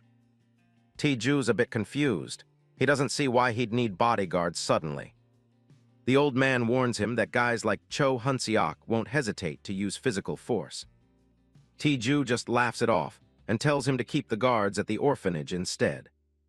Director Beak looks at him, wondering where this confidence is coming from. He's staring at T-Ju's face. There's no mana tattoo in sight, so he's not an awakened. Without those marks, he looks like just a regular guy to the old man. T-Ju notices the doubt in his eyes. He asks if it's about time they actually started trusting each other. The director quickly backpedals, insisting he trusts him completely. T-Ju grabs his coat off the rack. He's ready to get moving. He tells them to call in their friends right now. He wants to settle this once and for all. Chang-hoon's a bit thrown by the sudden request. T-Ju wants to prove what he can actually do while testing out that spore venom antidote. He's decided to join the hunters on their next trip out. They head straight for the Jirisan demonic beast border zone. It's a trek through the dense forest, but the group keeps a steady pace. Chang-hoon is eyeing T-Ju's expensive illusion fox fur coat. He's impressed, but he notices there isn't a single mana tattoo on T-Ju's face. To him, an ordinary guy being here is just asking for trouble. He puts a hand on T-Ju's shoulder to get his attention. As a ranked swordsman, Chang-hoon takes his job seriously. His father gave him strict orders to keep T-Ju safe, so he's insisting on taking the lead. T-Ju just gives him a look and tells him to start calling him brother instead of director. Chang-hoon's caught off guard. He honestly thought T-Ju was a decade older. He still insists T-Ju stay behind him, claiming his awakened abilities make him better suited for combat. T-Ju stays silent for a second, and Chang-hoon starts to worry he's overstepped. T-Ju just smiles and tells him not to sweat it. He knows the kid is just worried about a non-awakened getting hurt. He reaches into his coat while staring off into the distance. "Let's deal with that thing over there first," he says. Chang-hoon blinks, completely confused about what thing he's talking about. Suddenly, dozens of glowing red eyes peer out from the dark foliage. Chang-hoon's heart sinks. It's a pack of storm weasels. Before they can even react, the beasts are lunging from the trees. The hunters draw their weapons and get into position to defend themselves. Chang-hoon grits his teeth. A pack this size is a nightmare to handle. T-Ju doesn't look worried at all as he squares up. He pulls out several black pins, the Tang clan's signature hidden weapons. He's also got a handful of iron pellets ready to go. His gaze sharpens as he targets the pack. With a flick of his wrists, the hidden weapons fly through the air like a blur. A massive shockwave rips through the forest as the pellets find their marks. Chang-hoon can only stare in disbelief as the entire area erupts. One of the weasels is caught dead center by the strike. Chang-hoon knows these beasts are supposed to be out of his league. But T-Ju just deleted the entire pack in a single move. T-Ju calmly brushes the dust off his hands, as if he just finished a light chore. He's actually a bit annoyed that he had to run into such a large pack so early on. He didn't even get the chance to use his specialized hidden blade. The rest of the hunters are just standing there, stunned. They can't believe he just used up all those weapons. T-Ju thinks back on the rain of pear blossoms and iron pellets he just unleashed. Then it hits him, those 200 pins and pellets are gone for good. He's already calculating how much money he just threw away. He really wishes his poison spirit art was at a higher level, so he could just call the weapons back to his hands. Chang-hoon is sweating now. He asks if T-Ju is a master who's just hiding his mana tattoos. T-Ju just shrugs it off, reminding him that he's not an awakened and walking right past him. Chang-hoon tries to protest, remembering his father's orders to keep the director safe. Tae-ju doesn't care. He tells the kid he's taking point now, leaving Chang-hoon wondering what kind of monster he's actually working for. The group continues deeper into the woods, the sound of their movement echoing through the trees. Not far off, a lone Gorani is grazing in a small clearing. The creature perks up, sensing the group's presence. Chang-hoon and the other hunters wait for Tae-ju's command. Tae-ju points out that the beast is hesitant. It can sense that its usual toxin won't work on them. He tells everyone to drink the antidote now. They're going to be the ones doing the hunting today. The hunters look at their bottles, still a little unsure if the untested medicine will actually protect them. Chang-hoon knows it's a gamble, but after seeing Tae-ju's power, he's willing to take it. He grips the bottle tight. He has to trust the man his father partnered with. "Now it's our turn to prove our worth," he says, downing the liquid. Chang-hoon steps forward, telling the others to cover him with their mana guns if the beast tries to bolt. He draws his sword, his expression hardening as he prepares to engage. With a sudden burst of speed, he charges directly at the Gorani. The beast let out a piercing shriek, baring its fangs as it prepares to defend itself. The other hunters reel back from the sheer volume of the creature's cry.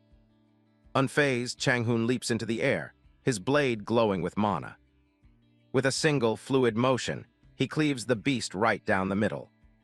The two halves of the Gorani hit the ground with a heavy thud. One of the hunters screams a warning. The beast is about to release its spore payload.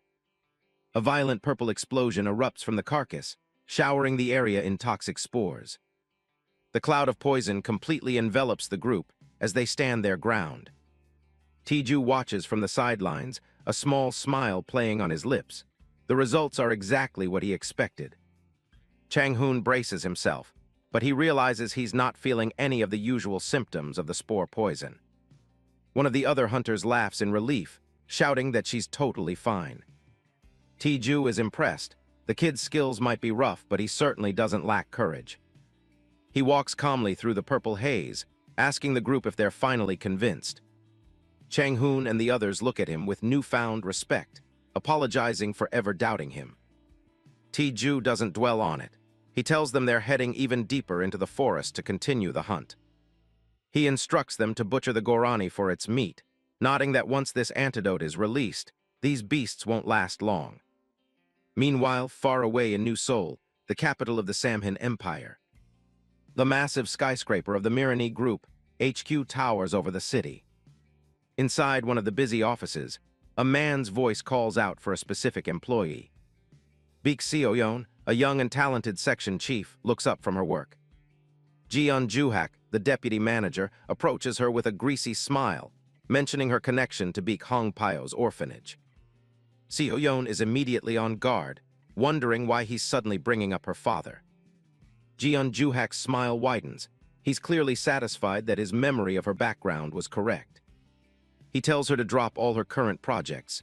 He has a favor to ask of her, a job that needs handling down in Guro. Jeon-juhak tells Baek Seo-yeon they're heading down to Gurai for a special favor. He shoves a newspaper in her face, asking if she's seen the news about the startup Tihong Bio. Seo-yeon is caught off guard. This guy is acting weird all of a sudden.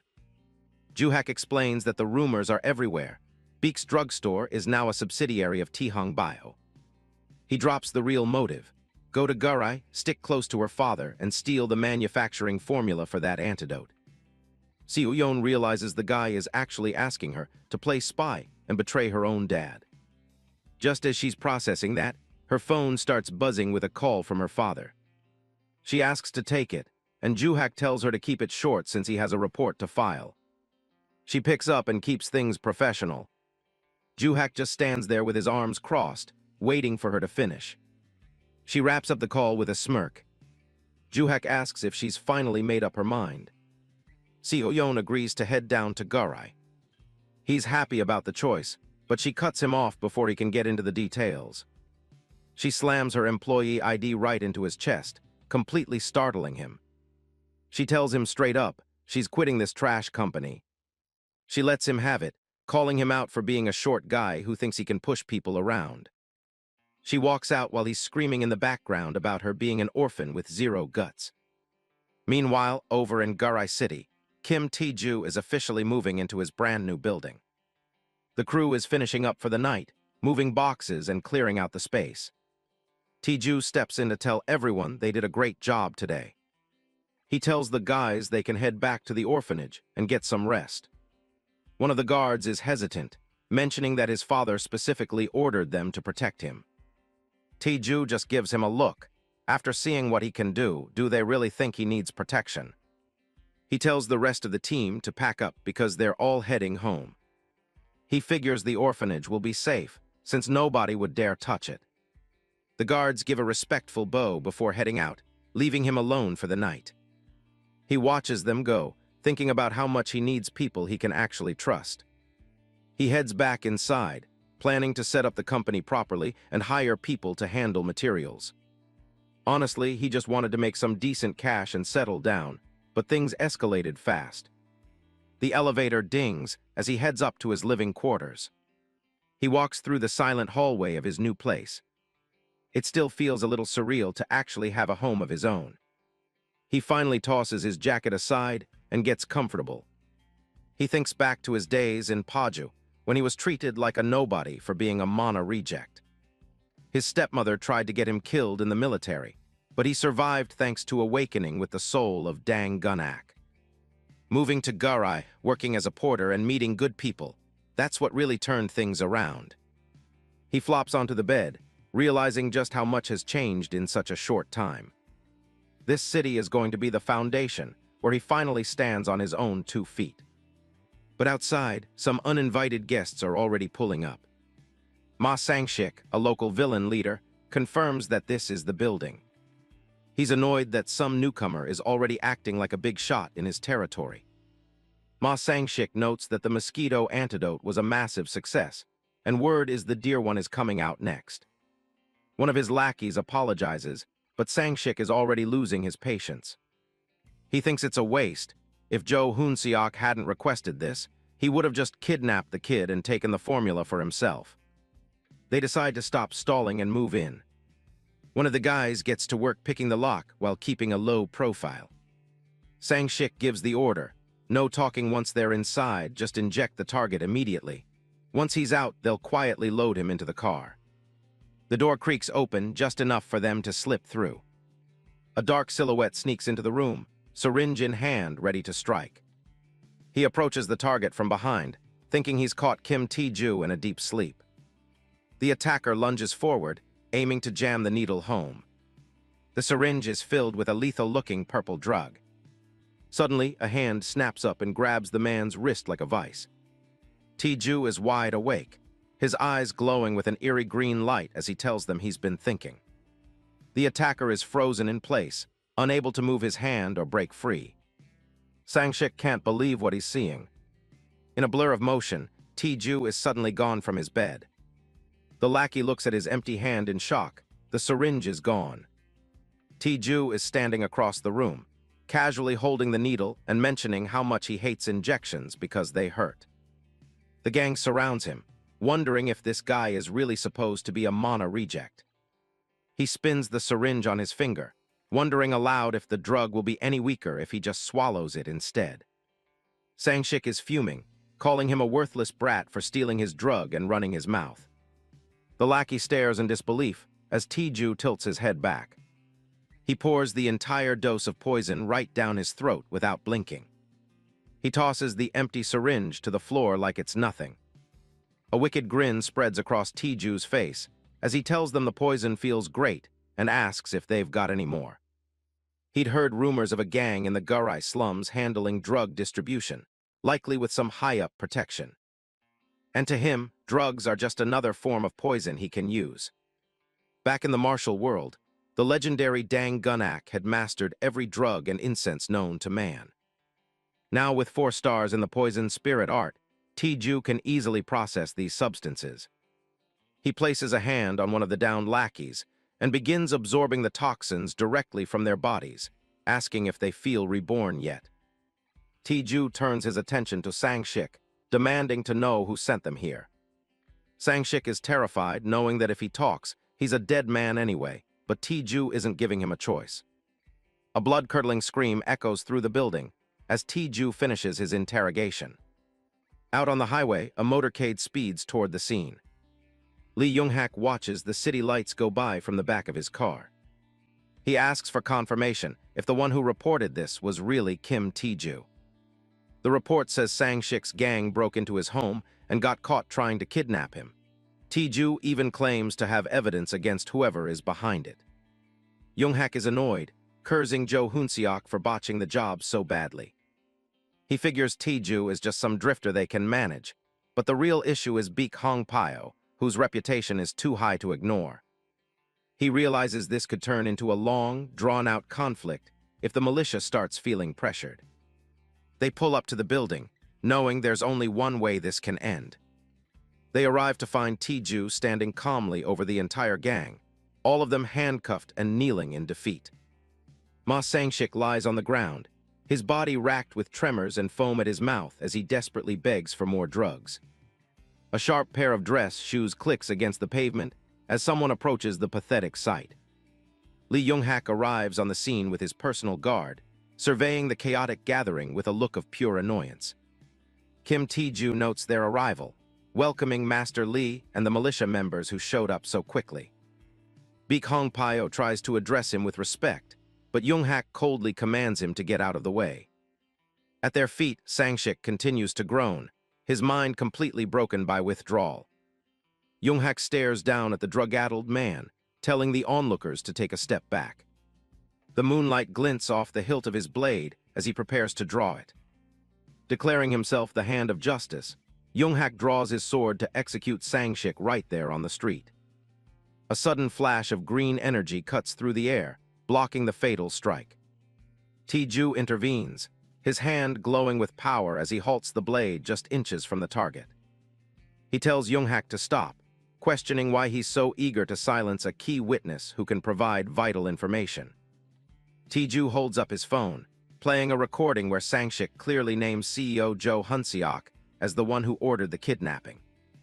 He stares at Young-hak, knowing the man likely already knew exactly who was behind the plot. Gritting his teeth in fury, Young-hak demands to know the name of the man standing in his way, and Tiju obliges him. Young-hak's aura flares with dark energy as he brings up the antidote Tiju created. His eyes burn with a cold, predatory intensity. He looks down his nose at Tiju, unimpressed by a few tricks and a simple medical discovery. With his sword at the ready, Young-hak scoffs, asking if Tiju really thinks his achievements carry any weight here. Tiju remains unfazed, staring back with equal resolve. Young-hak suddenly makes the connection. This is the same porter brat he encountered previously. Tiju's expression hardens as he too recognizes the face of the man before him. Young-hak gets right to the point, asking if it's true that Tiju is the one who synthesized the antidote. Tiju gives a simple, firm yes, standing his ground against the master's pressure. Young-hak lets out a dark chuckle, reminding Tiju that in the city of Gurai, there is only one law. Lightning crackles around his blade as he declares that his own word is the final authority. He offers one last chance to walk away, suggesting they end this by simply executing the 4 gang members and calling it a day. Tiju refuses to let the truth be buried, and Young-hak's patience finally snaps. With a roar, Young-hak lunges forward, daring Tiju to try and stop his blade. Tiju clicks his tongue and narrowly avoids the initial swing, the air around him humming with tension. He retaliates by launching several poison-tipped daggers, each glowing with a toxic green light. Young-hak is too fast, weaving through the projectiles and deflecting them with precision. The daggers are sliced into useless shards by the master's lightning-fast swordplay. Young-hak settles into a low stance, acknowledging that Tiju's skills are legitimate after all. He looks at a small cut on his hand, nodding that Tiju actually managed to draw blood. His eyes glow with a deadly purple hue as he warns that a second offense against a master carries a death sentence. Tiju isn't intimidated, asking if these self-proclaimed masters are really as impressive as they think they are. He wonders what exactly this guildmaster is relying on to be so arrogant. Tae-ju leaps into the air. Dancing between the waves of energy, Young-hak unleashes from his sword. From above, he rains down more daggers, their green trails tracing his path through the sky. Young-hak gathers a massive amount of electricity in his blade, ready to end the fight with one overwhelming strike. But just as the clash is about to escalate, a thundering voice commands them to stop from a helicopter hovering overhead. A group of figures leaps from the helicopter, led by a man who descends through the air with the confidence of a seasoned warrior. Oh Jin-hyung lands with a thunderous impact, the force of his descent shattering the concrete beneath him as his team lands in formation behind him. Standing tall with a commanding presence, Oh Jin-hyung looks directly at Lee Young-hak and tells him that he has gone far enough, putting an immediate halt to the master's aggression. Military choppers swarm the area, and soldiers start dropping in. A man with a thick beard lands hard, telling Lee Young-hak that's quite enough. Kim Tae-ju and the others watch as a squad of elite military masters arrives to back them up. Oh Jin-hyung walks right up to the guildmaster, greeting him like they're old pals. Lee Young-hak isn't happy about it, asking what the military is meddling in a free city for. The commander just smirks and asks if he really needs permission to show up. Lee Young-hak is fuming, accusing them of interfering with local affairs. Oh Jin-hyung just shrugs, saying he's not exactly here as a soldier today. He says for today he's just himself, dropping all the formalities. He tells Lee Young-hak they should both just mind their own business. Lee Young-hak grinds his teeth, visibly frustrated but unable to do anything. Oh Jin-hyung turns his attention to Tae-ju, checking to see if he was hurt. Tae-ju gives him a firm handshake and tells him he's fine. The commander is ready for a fight, asking for the names of whoever messed with him. He introduces his division commanders, making it clear they won't let anything happen to their personal antidote supplier. One of the commanders, Park Pil-seong, offers to set up a personal escort detail for the kid. Hong Jun-tae even asks if he should brew a special tonic to help him out. Lee Young-hak is reeling, realizing he's facing 4 military masters at once. Seeing he's outmatched, he decides to retreat for now, though he swears he'll pay back the humiliation.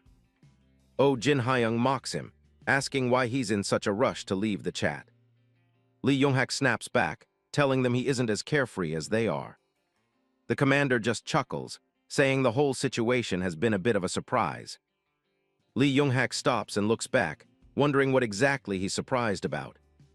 Oh Jin-hyung points at the thugs in the back, saying he should have cleaned up the local trash a long time ago. Lee Young-hak brushes him off, saying he'll handle the gang himself once he gets back. But the commander tells him to wait and leave those people right where they are. Lee Young-hak is stunned, pointing out that the military wasn't supposed to get involved. He asks what they're doing, but Oh Jin-hyung isn't about to let the people who tried to kidnap his friend walk away. Lee Young-hak tries to hide behind the rules, calling it a violation of imperial edicts.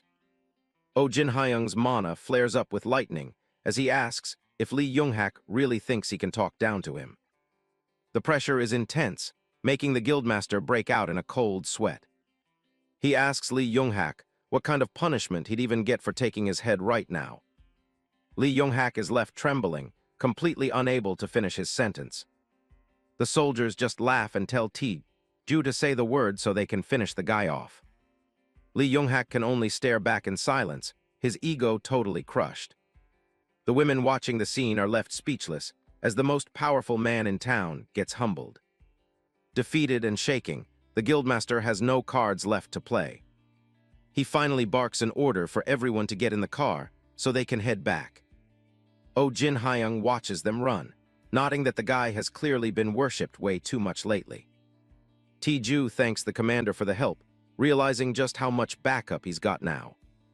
Oh Jin-hyung just laughs it off, saying they're already in the same boat.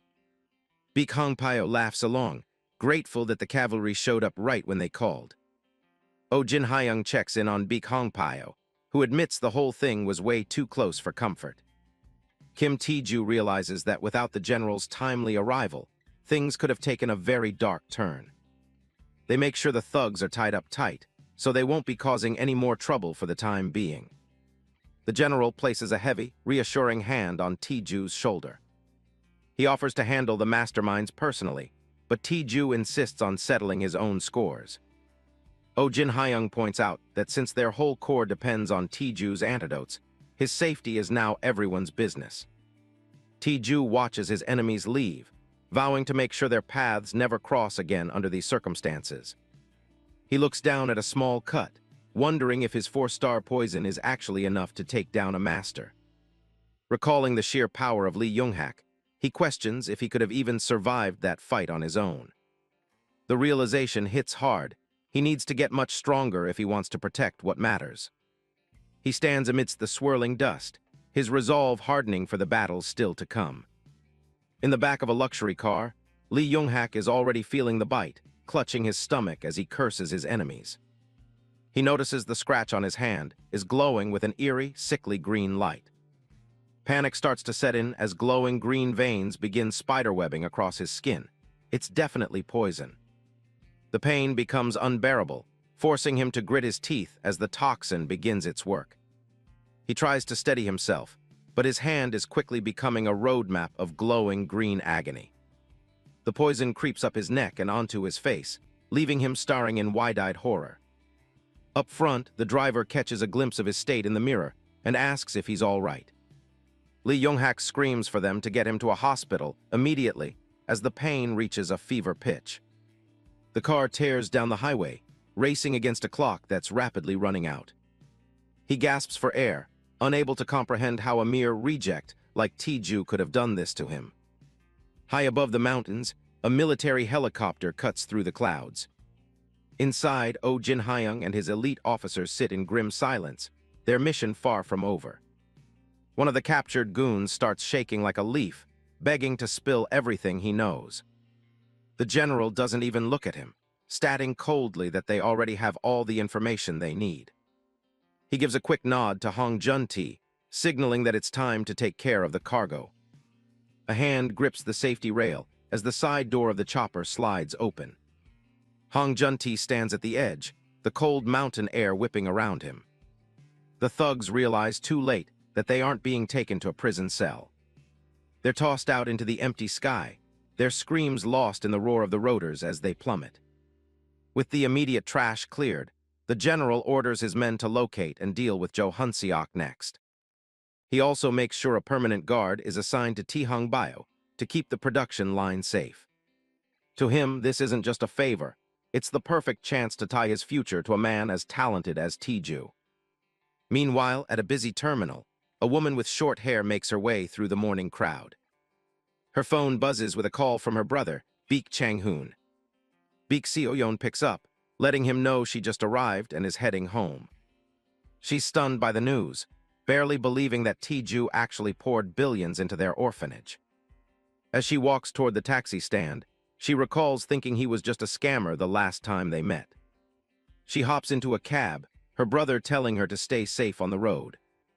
She gives the driver the address for Baek's orphanage, her mind racing with everything she's heard. The taxi winds through the mountain roads, and she wonders what her father's real reason for calling her back was.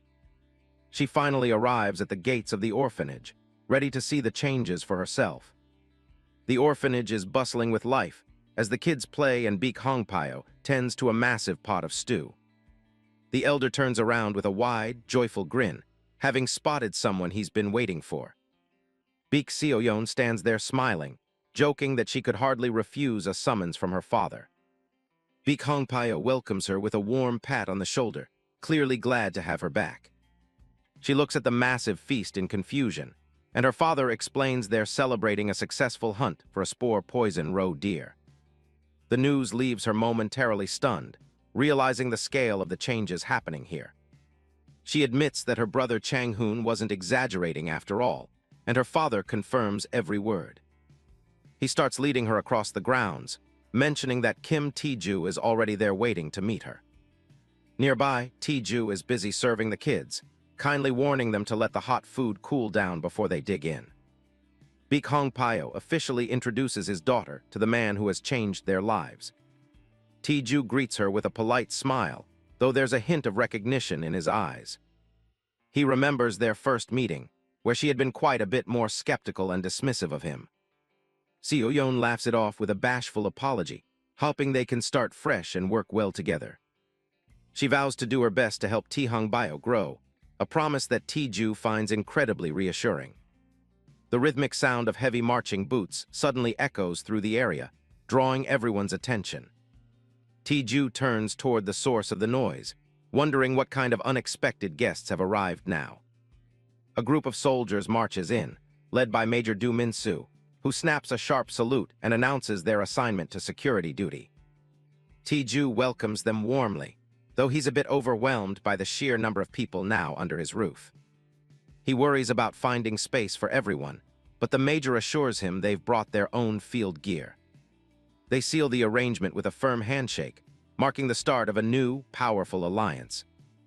Major Do Min-soo pledges his life to Tae-ju's protection, while the children look on, more interested in the roe-deer feast. The Major doesn't waste any time, ordering his men to set up camp and prepare to eat. Looking at the bustling scene, Tae-ju feels a profound sense of relief. He finally has a true foundation and forces of his own. The scene shifts away from the mountains to the urban skyline of Gurai, where a different kind of drama is unfolding. Inside a high-end meeting room, CEO Jo Hoon-seok sits in grim silence as he's hit with a litany of criminal charges. The committee demands to know if he admits to his illegal business practices and corruption. Sweating and backed into a corner, he has no choice but to admit his guilt as his world crumbles around him. He storms out into the hallway, fuming over being discarded by his peers and wondering how Tae-ju is still standing. Every step is fueled by rage, as he tries to pinpoint exactly where his foolproof plans went so spectacularly wrong. He reaches the dark parking garage, resigning himself to lying low until the heat dies down. His luxury car speeds away from the building. With him hopping that time will eventually erase his mistakes. He tears down the midnight highway, far from the city and the reach of the law. Up ahead, a traffic light turns red, forcing him to bring his escape to a temporary halt. A lone motorcycle pulls up beside him, its headlights reflecting menacingly in his side mirror. Jo Hoon-seok looks over in confusion as the biker draws level with his driver's side window. Without a word, a heavy baton smashes through the glass with a terrifying, violent crack. Blood spatters across the interior as the assassin delivers a swift, brutal strike. The CEO slumps over the steering wheel, his life ending in the very car he used to flaunt his power. The uncontrolled vehicle lurches forward, careening over the edge of a steep cliffside. The car disappears